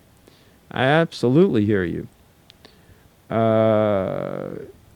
Craig, you have style. Well, thank you. Thank you. I really like the Apple Watch, but sadly it will not sync with Android phones, and iPhones are nice, but way too much money for me. I hear what you're saying, Scott. Yeah, that's a problem. They are pricey. There's only a Prevost and a Newell. The other motorhomes are generally Tupperware with 4 wheels, our WAG says. Yeah, and well, there were, of course, the Bluebird Wander Lodges, but they've been out of production for many, many years now. And there are a couple of other motor coaches that are based on bus chassis. And then, of course, there are a lot of conversions out there that are not factory conversions, if you will. I would not go there. That's risky business. And the Newell, the problem with the Newell is it's so limited and it's not as easy to get it serviced. The good thing about the Prevo is they've got service centers around the country that you can take it into and have anything on the chassis serviced as needed and so on. So I think that's a big edge for the Prevo for me. I think it's easier to get serviced and repaired and things like that. The Newell is no joke, though. It's no joke. And you can get some of those, some of the older ones, you can sometimes get them for a deal because most people do want the Prevo over the Newell. But yeah, the Newell's pretty amazing. That makes a lot of sense, Craig. To wear out your existing wardrobe, most menswear is classic and not overly fashion sensitive, such as women's wear. My father left too many clothes when he died. There you go. Yeah, well, if you buy relatively conservative stuff, then it won't go in and out of style. If you bought like real narrow lapels in the 60s, they've kind of come back now. Some people are wearing the real narrow lapels, right? But they come in and out of fashion, right? And the real wide lapels also, you don't want those. You want something kind of in between. Like what I have on now is pretty classic. You could pretty much wear anytime. This lapel is is pretty noteworthy as far as being a Oxford. This particular lapel is very common on a lot of Oxford stuff. So if people see this lapel and they know what they're looking at, they know it's Oxford, just like people know what a Rolex is. A lot of people know Oxford when they see it. And they know that Oxford is pretty much all that in a bag of chips. A date 840 would fit you perfectly. There you go. It's on the short list. Maybe the 36-day date would be better as it shows more of the bracelet than case unless you're a very large man. That's a good point. 7 more days until Basil World. There you go. Craig's channel covers a lot of different things, not just watches. Okay. There you go. With all due respect, my gut tells me that you'll sell the GS Diver before the end of the year. Anyone else agree? If I do sell the GS Diver, it will be to a subscriber. I'm not going to advertise it or anything like that. And that will really force the issue then. Then I'm going to have to really decide what will be my one-watch solution. Because if I sell this, I will go to a one-watch solution. I will get away from a 2-watch rotation. And that'll be one less thing I have to worry about. I just wear the same watch all the time, right? Won't have to worry about it. And I'll tell you this one, I wasn't a big fan of those lugs when I first saw it. I thought the lugs were a little bit harsh around the crown. The lugs on the crown. But the more I look at it, that might be a contender. That one is 12 millimeters thick. It's a 39 millimeter watch. It's got brushed links, so it's going to be very good as far as not showing scratches. That could be a contender as a one-watch solution. That's the one that was earlier suggested by a subscriber. So that particular 9F, that could be in the running. Just saying. The 9F is starting to get pretty attractive to me. People are going to say, oh, it's a quartz watch. Well, it isn't an ordinary quartz watch. It's pretty freaking extraordinary. The Dog Man, yeah, Dog Man. You need that gold date 840 like Dudley has to wear with that sport coat. That's a good point. Craig is the man. Oh, well, thank you very much. You're full of compliments today. We might need to give, is it pronounced Alfie? We might need to give Alfie Knoll a wrench. Let me know if you want a wrench. Let's see here. I regularly attend Jory's live streams. Okay. And Richie Rich had he says, I just invited the trolls and that was hidden. Oh boy, Richie Rich. Can't wait for Basil World. Richie Rich was timed out. The Wrench Gang is timing out Richie Rich. The Wrench Gang are on top of things today. What's your opinion, Craig? I'm considering consolidating my collection. I love these questions. I love consolidation.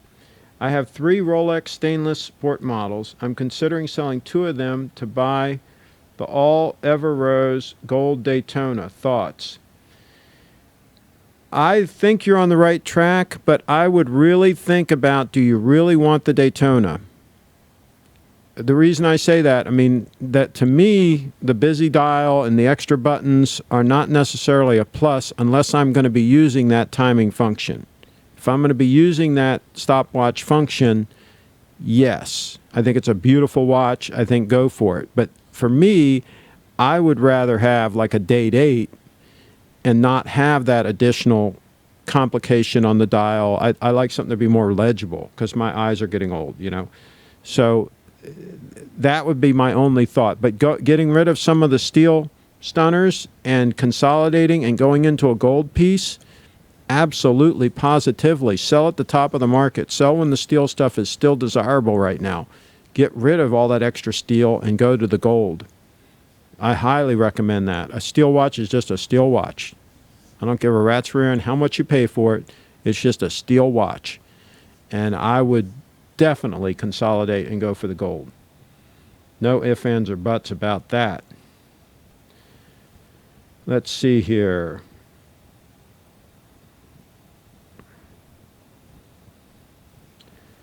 Rolex. Okay. For GS, you need to find actual real-world on-wrist pictures rather than stock ones. Yeah, or actually see the watch in person, really. Really, you got to see them. Great content. Well, thank you. GS is clueless. Yeah. When it comes to marketing, they are. Federico will cure anyone's insomnia. Oh, jeez. I'm a fan of the GS GMT, perfect size and plenty functional for everyday use, good looking to boot, and bulletproof reliable. Bulletproof reliable. And talk about getting rid of servicing costs. All you have to do every 3 years, replace that battery. There's basically zero servicing costs. It'll go for like 50 years without any kind of servicing. It's really something special. But Rolex fits you better. Rolex is awesome. I mean, I've worn them, but I've gotten so spoiled by the accuracy of this spring drive. I mean, I'm just spoiled. I don't even have to think about it. I just reset it because of the daylight savings time changing, right? And the last time I set it was November, early November, right, when the time changed then. And I reset it. The watch was 5 seconds fast from November until now, right? It had picked up 5 seconds. It's like less than a second a month. I mean, it's just freaking bulletproof, amazing. Absolutely stunning on wrist, comfortable on wrist, and amazingly accurate. So there's hard to say a whole bunch of bad things about that watch. I thought SBG in 05 was pretty perfect, and I'm tempted, but I own a 36 millimeter Explorer, so I'm not so sure if it's worth to add one. I would sell the Explorer if I was going to do that. I wouldn't keep both. There's no reason to keep both, Tom. Cash out on the Explorer. Was it super comfortable on wrist? Did you try it on your wrist? Let me know. Put some more information in the comments on it. The only thing I don't like about that watch is it doesn't have micro adjustments. But I could probably live with that. I can probably get close enough with the half links. I can get it sized close enough, and I can probably live with that. But I would like it to have micro adjustments. And we're going to wrap up here pretty soon because I am getting hungry. People are talking about salmon and the food. I'm starting to get hungry. I want a Rolex with a salmon dial and sweet potato hands. I hear you. I made the mistake of buying my first Rolex. Now I don't even want to wear my other brands. It's the same thing with the Grand Seiko. Once you go to Grand Seiko, you're like, oh my God, I just can't go back. I just can't go back. Yep, you can't go back. Let's see. Yachtmaster, blue dial all the way. That Yachtmaster is stunning. But the thing about it is, I don't know if I can live with the accuracy issue. I mean, it's a stunning watch. In a lot of ways, it's almost perfect. I would rather not have the polished center links in the bracelet, but I could even live with that on this particular watch because it's kind of a little dressier, right? It's really a stunning piece. I would so much rather have this than a Submariner. If I owned a Submariner right now, I would sell the Submariner so freaking quick and buy this, your head would spin. Your head would absolutely spin. This is 10 times better watch because of the shape of the case, because of that platinum bezel, even the dial. I mean, this is just absolutely, positively jumping up and down a stunning Rolex sport watch. Can I tell you that is stunning? Absolutely, positively stunning. That's what I say about that, in case I didn't make myself clear. Some people complain and say the cost of a Prevost could buy them a mansion in Nebraska, but you can't pick up your mansion and take it somewhere warm in the winter. Good point. Yeah, the Prevost is for being on the road. It's for traveling and getting around, and absolutely that's what that's for. That's for taking the show on the road, folks. Taking the show on the road. Yep, been there, done that. You guys want to see a picture of me doing a broadcast from the road? Let me see if I can find one. I think I might have one.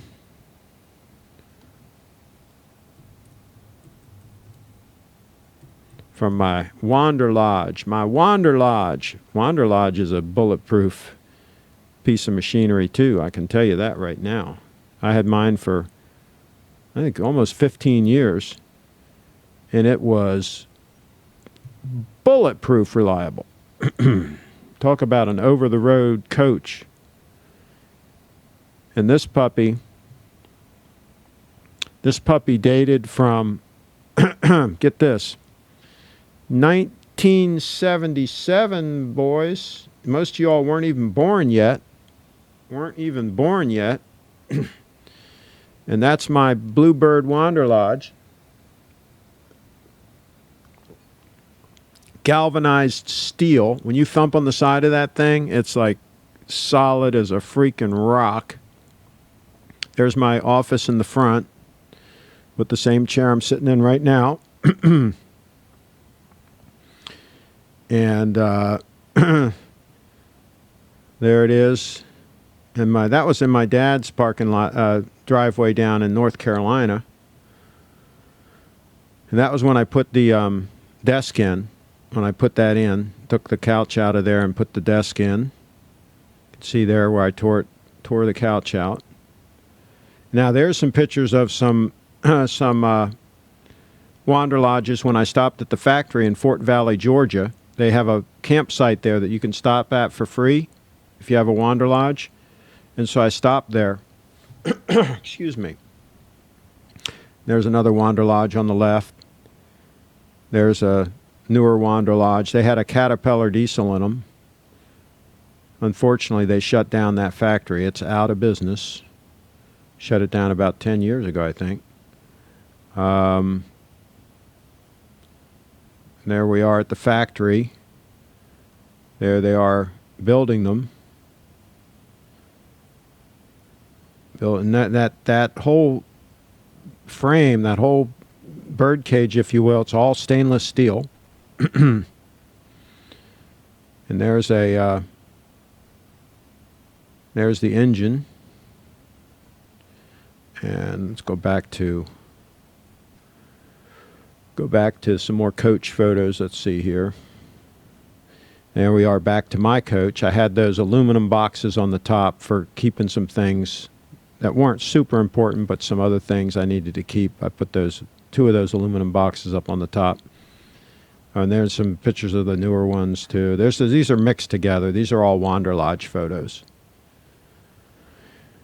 Bluebird Wander Lodge. There's they served you a free lunch when you were there. They had a place where we all ate lunch together. This guy had this big push bumper on the front of his. Look at that thing. He was concerned if he was going down the highway if he hit a deer or something, so he had that thing put on there. You can see they're all stainless steel. The whole side, that's all stainless steel. So that was the 450 series Bluebird Wander Lodge. And there's the bird feeder. The place was called the Bird's Nest, was the campsite they had there that was free to stay in. I stayed there on my way down to Florida every year. There it is. There I'm parked in the Bird's Nest right there in that picture here. That's my motorcycle on the back. I stayed there every spring on the way down to Florida and every fall on the way back. I stayed there for free for a couple days and ate their free lunch and went on their tours. And there is a bunch of other people at the bird's nest, all with their bluebirds. These are all basically over-the-road motor coaches. Some of them had engines in the rear. Later on, they put the engine in the rear. Mine was the engine in the front, like a school bus, like a typical school bus. Bluebird, makes all the school buses. But when they made the Wander Lodge, they used all galvanized steel and all top-of-the-line components. So they beefed everything up over and above the school bus. And the school bus was already designed to go day in and day out, for 10 years service life. So they're already designed to be extremely rugged. So these things are no freaking joke, I can tell you that right now. Problem is, it's hard to find a really good Bluebird anymore because they've been out of production for a while and not easy to find them. There's the motorcycle on the back. There's me going down the road with the junction box router on the right for internet.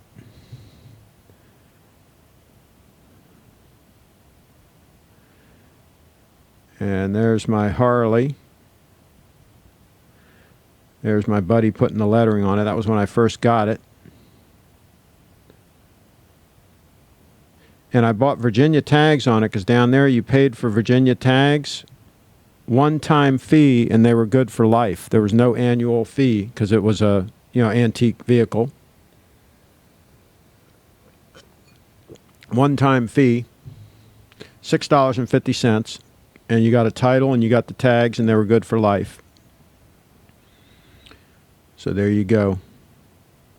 It was mint condition. The guy I bought it from had babied it completely and kept it up. There's me with my Indy coat and a kangaroo leather hat. Let's see. And there's the office. Another shot of the office. 3-monitor setup. Mac Pro computer. And that's it. We got some pictures somewhere with Audrey working in there, working at the desk. I don't wonder why they're not in here. I must not have tagged it as a Wander Lodge. I got to find that photo and tag it. Let me see if I can find it. See, that's what happens when you don't tag things properly. Then you can't find. This is a database, but it has to be tagged properly. Oh my gosh, I got 420 pictures in here of Audrey. How am I ever going to find that particular photo? All right, let me know in the chat. Because she's extremely attractive. But let me know in the chat if you want me to show you these photos of Audrey, and I'll try to find the one of her in the bus working. But I'm only going to show these photos if you guys want me to show them, because she's extremely attractive. And if you don't want to see an extremely attractive young lady, then I shouldn't show them. Somebody says it's time for pizza. Richie Rich has been, the hammer guys have been hammering him.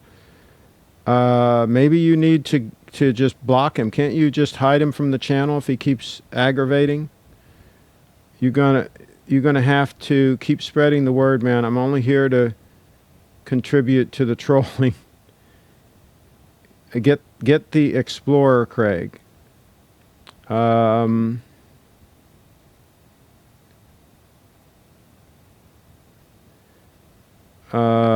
Let's see here. GS9F is awesome. Yes, it is. I don't think you'll be happy with any other watch in the Grand Seiko. Accuracy and quality are both there. I hear you, Scott SJ. You may be very, very right. I think you should go with the 9F GNT over the Yachtmaster. I've seen the Yachtmaster in person, and they are a little feminine and have a little too much bling. Did you see the 9F? You saw the 9F GMT in person too, right? I think you did. I think yeah, that's the particular one that you saw. The blue with the blue dial. collections just aren't for me. It drives me nuts to spend my hard-earned money on something and then see it lying around not getting used. I agree 100% with you, Brian. Pizzagate. The dog man always bashes GS. I doubt he's ever handled one or seen one. Well, he's also heavily invested in Rolexes, especially steel Rolexes. I mean, he's heavy in those things. And he's got to keep pumping up the value on those things, because if the value on those things crashes, he's screwed. I mean, he's got way too much money in those things.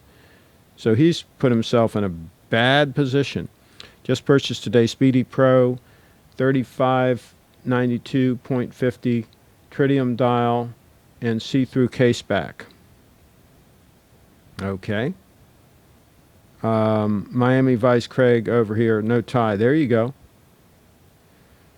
Okay, just left my Rolex AD, and I feel like a piece of crap. I was offered a two-tone black dial Daytona at retail and turned it down, and a Batman in the future doesn't seem likely. Two-tone black dial Daytona at retail. So you don't think you could have resold that? The two-tone ones, they just don't go for a premium? Only the steel ones? Is that the deal? I'm wondering if you could have flipped it. Let me know. Say it again, Craig. Stunning. Stunning, stunning, stunning, stunning. What the hell does that mean? Wrench JCE. Stunning. Yachtmaster is more than accurate enough. I'll tell you though, once you've had these GSs, you get spoiled. I really like the gray dial Yachtmaster. I like that one too, but the blue would be more legible, I think, for me. Buy a Dodge Charger with 22-inch rims. Yeah, right. Mine is 0.5 seconds fast per day. Take the show on the road. In motion. Yes, be in motion like the Bitcoin Meister. Be in motion. I have a blue dial, 2013, and is held up great. Beige and brown, 70s action going on with that coach. Yes, it was a 1977. That was the 50th anniversary coach. 50th anniversary of Bluebird. They started in 1927. Platinum bezel is brilliant. It's tough. It's cool. Craig on tour streams would be good. A new stream, a new town every day from the coach. There you go. Buy stock in PSTG. Craig, would you say that Bluebirds are stunning? Yeah, they're pretty cool. They're heavy duty is the big thing. I mean, they're built like a freaking tank.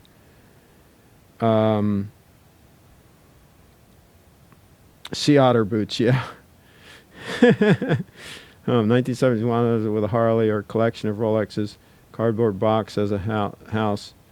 Tough choice here.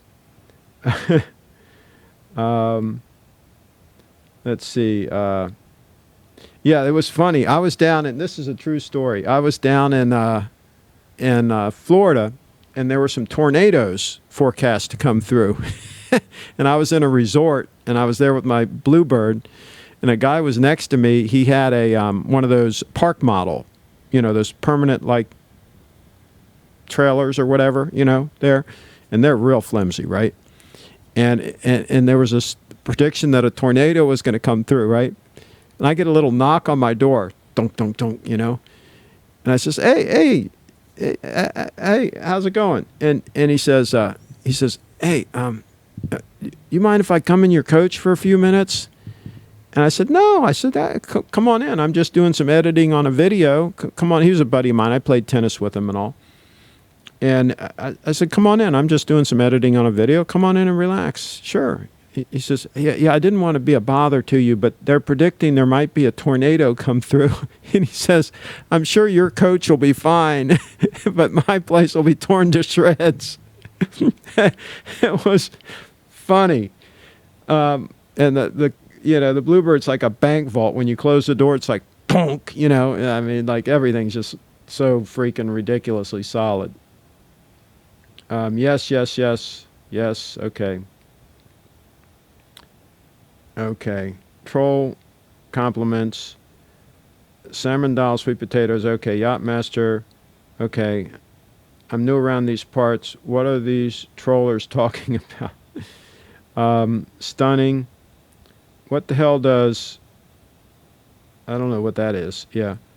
Craig, how can I earn a wrench? James E. Okay, let's give him a wrench. Let's give James E a wrench. Bam. You got a wrench. Thanks. Off to work. Tom's off to work. Did you ever get tennis elbows? No, but I got a... I ruptured the tendon in my leg. They call it tennis leg. There's a tendon that you rupture that then in 2 weeks' time, it just shrivels up and goes away, and then you're fine again. It's really bizarre, but I did that playing tennis. I was reaching for a ball and hitting it, and that thing just snapped. It feels like somebody hit you in the back of the leg, you know. And they call it tennis leg. I did a video about it here on my channel. All right, they wanted to see the pictures of Audrey, so fair warning. Anybody that doesn't want to see pictures of Audrey, she's absolutely stunning. She's gorgeous, and she's a very nice young lady.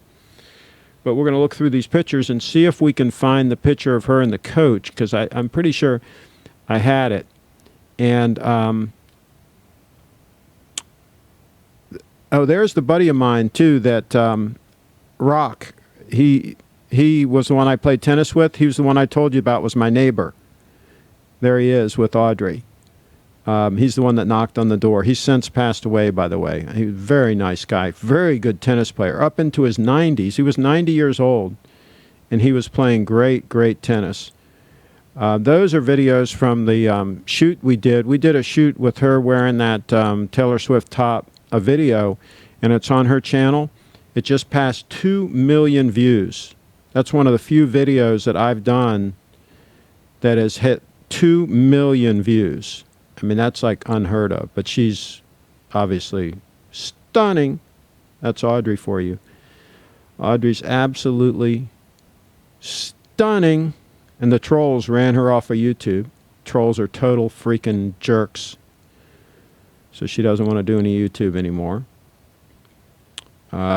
So anyway, we're going to go through these photos of Audrey having a good time. There she is wearing my camera gear.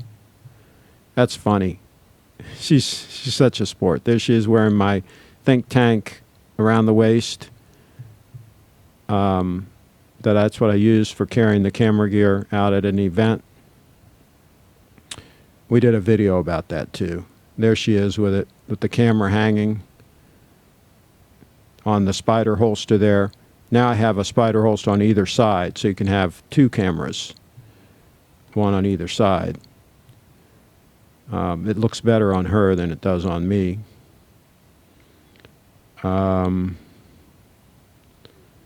So I'm hoping I'll get to the ones with her. Oh, no, that's her office. I thought I found it, but that's her at her office. I set that up for her with the lights and all. And that's her Mac Pro in the background. See, it's a little Mac Pro.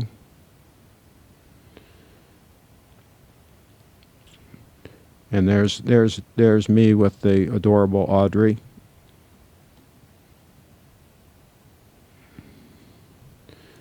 Let's see here.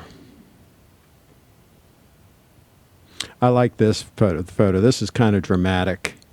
I kind of like that dramatic look. So there's that. I'm trying to see if I can find the one I'm looking for. Oh, this is a book that I gave her as a gift. I had a book made with a bunch of photos that we took together and gave it to her. She was tickled pink to get that. Let's see what else. Da da da da da. I like this one too. I like this picture too. That was a nice one. It's down at my place down in Florida. Let's see here. And see, she's only 100 pounds, so you can just pick her right up, Pick her right up. Even an old guy like me can pick her right up and hold her.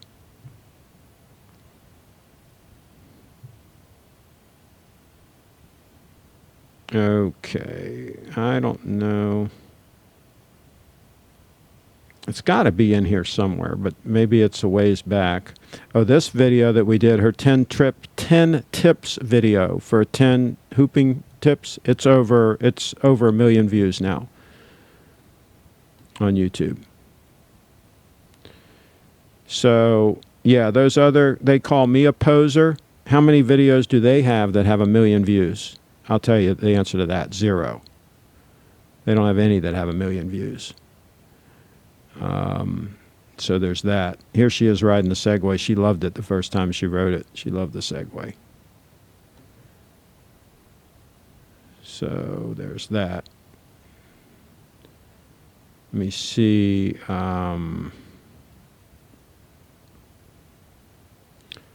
There's her with her mom. Oh, here I have her with the Billingham camera bags. Holding the Billingham camera bags.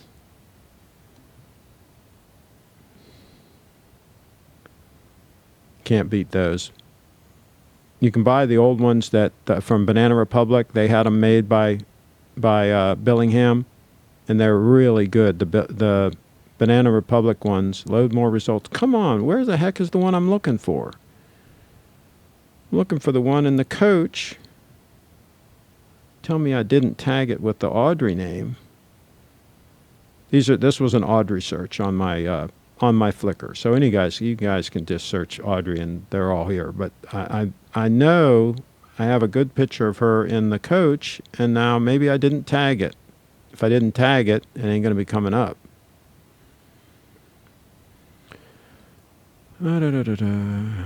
I'll go through a few more of these, and if I don't find it, I don't find it. This guy hoops also. He's a hooper.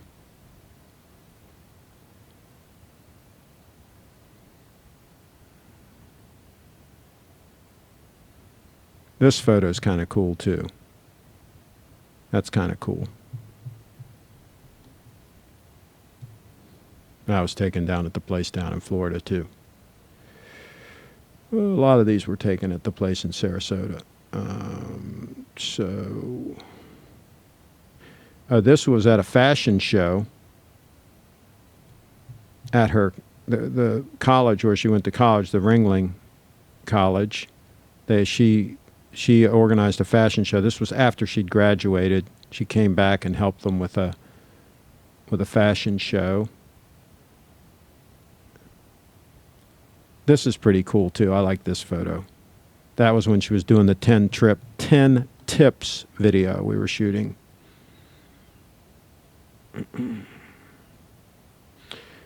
She kind of made hoop dance a thing. It was very much a niche before we started doing the videos, and now like there are a bunch of people doing it.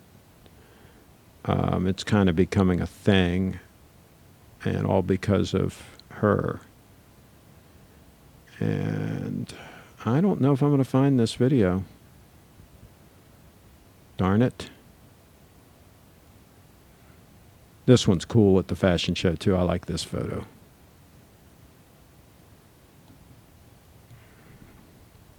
That was when we were setting up, getting ready. I took photos of the whole fashion show. That's all there too. That's all up on the channel. There's a video and everything. That's from her live show. Let's see here. I might not find it. Huh. All that work and I couldn't find the daggone thing. Oh well. It's my homework assignment. I'm going to have to find it. Let's see. I could watch Audrey playing with her hoop all night. I hear you.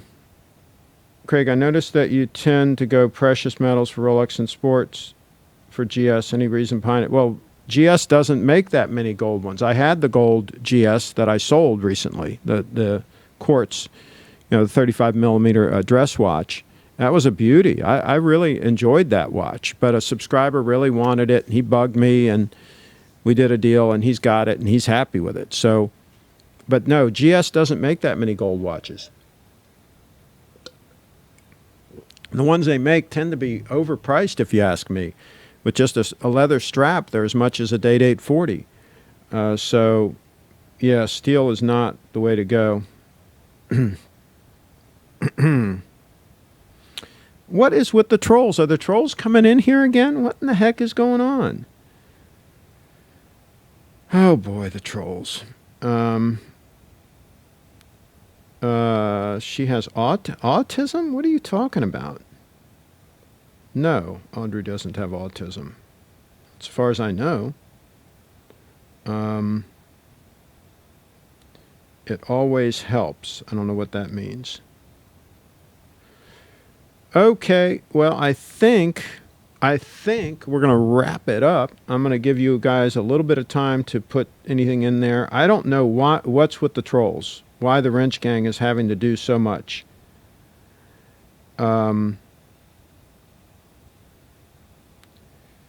Look at this. Look at this these nasty. Oh, they're doing nasty comments. See, that's why Audrey stopped doing videos, guys. Stupid stuff like you idiots that are putting nasty comments in the thing. You know, you feel good about that? You feel good about harassing a lady? Does that really make you feel good? Doing nasty things and harassing a lady. Think about that. Just think a minute or two. I'm sure you're probably 13 years old. You're in your mom's basement. But think about, does it really make you feel good to harass a lady? I'm seriously considering the GSGMT now. I don't blame you. Trolls courtesy of Rich Buddy. Hey, Craig, love your videos. I called all my gold watches stunner. I need a wrench, Craig. Turkey Vulture. Should we give Turkey Vulture a wrench? I want 2 of the other wrench gang members to chime in. Should we give Turkey Vulture a wrench? Let's see here. Keep it classy, fellows. Geez, I know. I mean, can you imagine? Rise above them, Craig. But Vegas, I mean, here's the thing. They do harm. This is not harmless, right? They do harm. They drove Audrey off of YouTube. They were very harmful to her. Their nasty comments really got to her. Okay? I spent more than one evening with her crying, literally crying on my shoulder and saying, why are they doing this? Why are they doing this to me? Right? She's sitting there trying to do a show, trying to put out positive content, building an audience. She loved hoop dance. She loved the hooping community. She loved what she was doing. And these nasty freaking trolls attacked her vehemently. I mean, just total nasty pieces of work. I'll tell you, if one of them would have come up to us face to face, I would have probably just decked them right there. I mean, it just, you know, they do harm. This is not harmless what they do. They actually affect real people.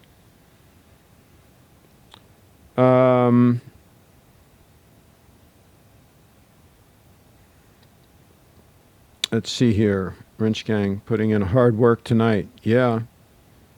Thank you, fellas. I will regulate. Okay, so they said to give Turkey Vulture? Yes on Turkey Vulture. Okay, we'll give Turkey Vulture a wrench. Okay, Turkey Vulture is in the Wrench Gang. And now we have to decide about Trayvon. Let me know, folks, if we should give Trayvon one. I hope they don't scare Sarah off, but she's kind of tough. Yeah, and they've tried. They've tried attacking her, too. I just don't get it. It makes them feel like men?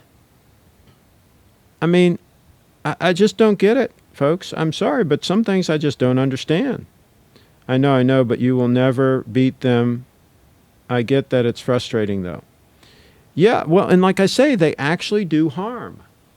This is a measurable thing. I've seen them do harm. Damn trolls, they have nothing better to do.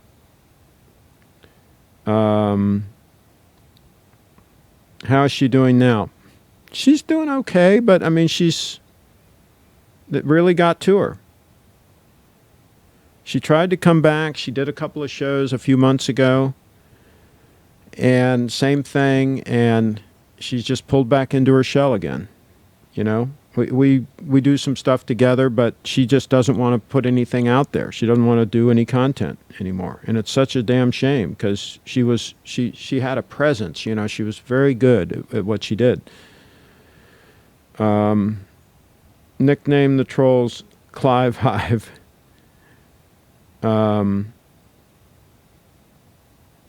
What did they troll her about? Oh, you name it. They made all kinds of nasty comments to her.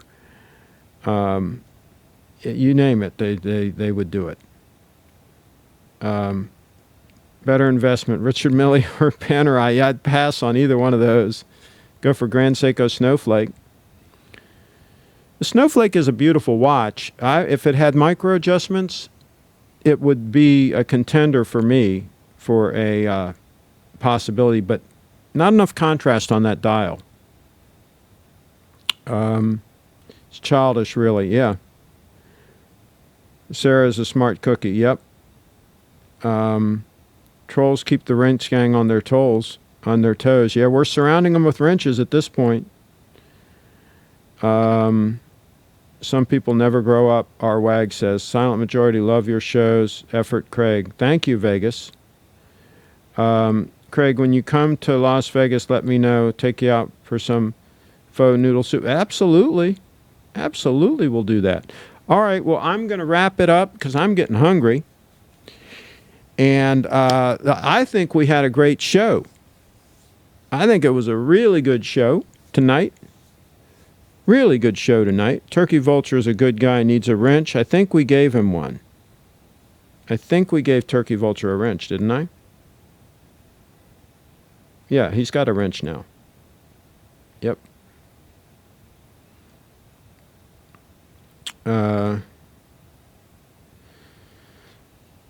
Let's see. Let's not talk about trolls, please. Don't give them attention. Meanwhile, this guy's username is You Have AIDS. Jeez. Craig, keep the diver and get the Yachtmaster as your Florida watch. No, I'm not going to do that. I'm not going to keep both. No. That's not the way I'm going to go on this. Have you ever thought about using a green screen? I'm not going to do it. No reason really to. But yeah, I mean, it could be done, but I'm trying to get other people to start doing shows so I don't have to do as many shows, to tell you the truth. Thanks, that was fun. Okay. Gracias, amigos. Okay. All right. Well, we're going to wrap this puppy up, put this puppy in the archives. Thank you, everybody, for watching. Hey, click that bell. Click the little subscribe and the little bell. Great live stream. Enjoy your dinner, says Thomas. And yeah, Clive says, yeah, you know, he only has 10 viewers. Well, we got 53 now. We got a few more than 10. So I don't know. And we got quality. We don't have as much quantity, but we have some quality viewers here. Pass me a wrench, too. These guys are pissing me off. Trayvon. Should we give Trayvon a wrench? Come on, you guys. Wrench gang. Let me know. Should we give Trayvon a wrench? I'll do that before I wrap here if you guys give me the heads up. Good evening, Craig. Good night. I consolidated about 6 months ago and kept the watch that gets the most wear, the Rolex Submariner Stunner, James E. Okay, Craig, how about a blue dial Datejust 41 with fluted bezel? That is a good point. Very good point. Very good suggestion. Say hello to the sweet potato. There you go. What about Trayvon, folks? Let me know. I know there's a delay, so I'm waiting for you guys. Wrench gang, Spectos, okay. Come on, give me a thumbs up on Trayvon. A yes vote on Trayvon from a wrench ganger. Great live stream, apart from the idiots. Go on then. Pac-Man. I guess they want me to give you one. I haven't seen anybody say don't. I'm just waiting here, Trayvon. Be patient.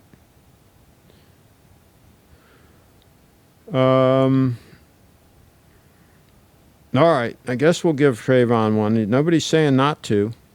I'm going to give it a few more seconds here for you guys to decide what to do here. Trayvon, a thumbs up from Brian, LP. We got one thumbs up for Trayvon.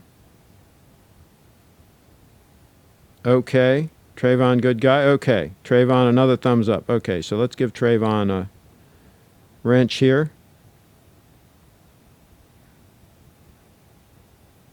There you go. Trayvon's got a wrench. Yeah, we got to get some pliers in the house too, absolutely. All right, folks, I'm going to wrap this puppy up. Here we go.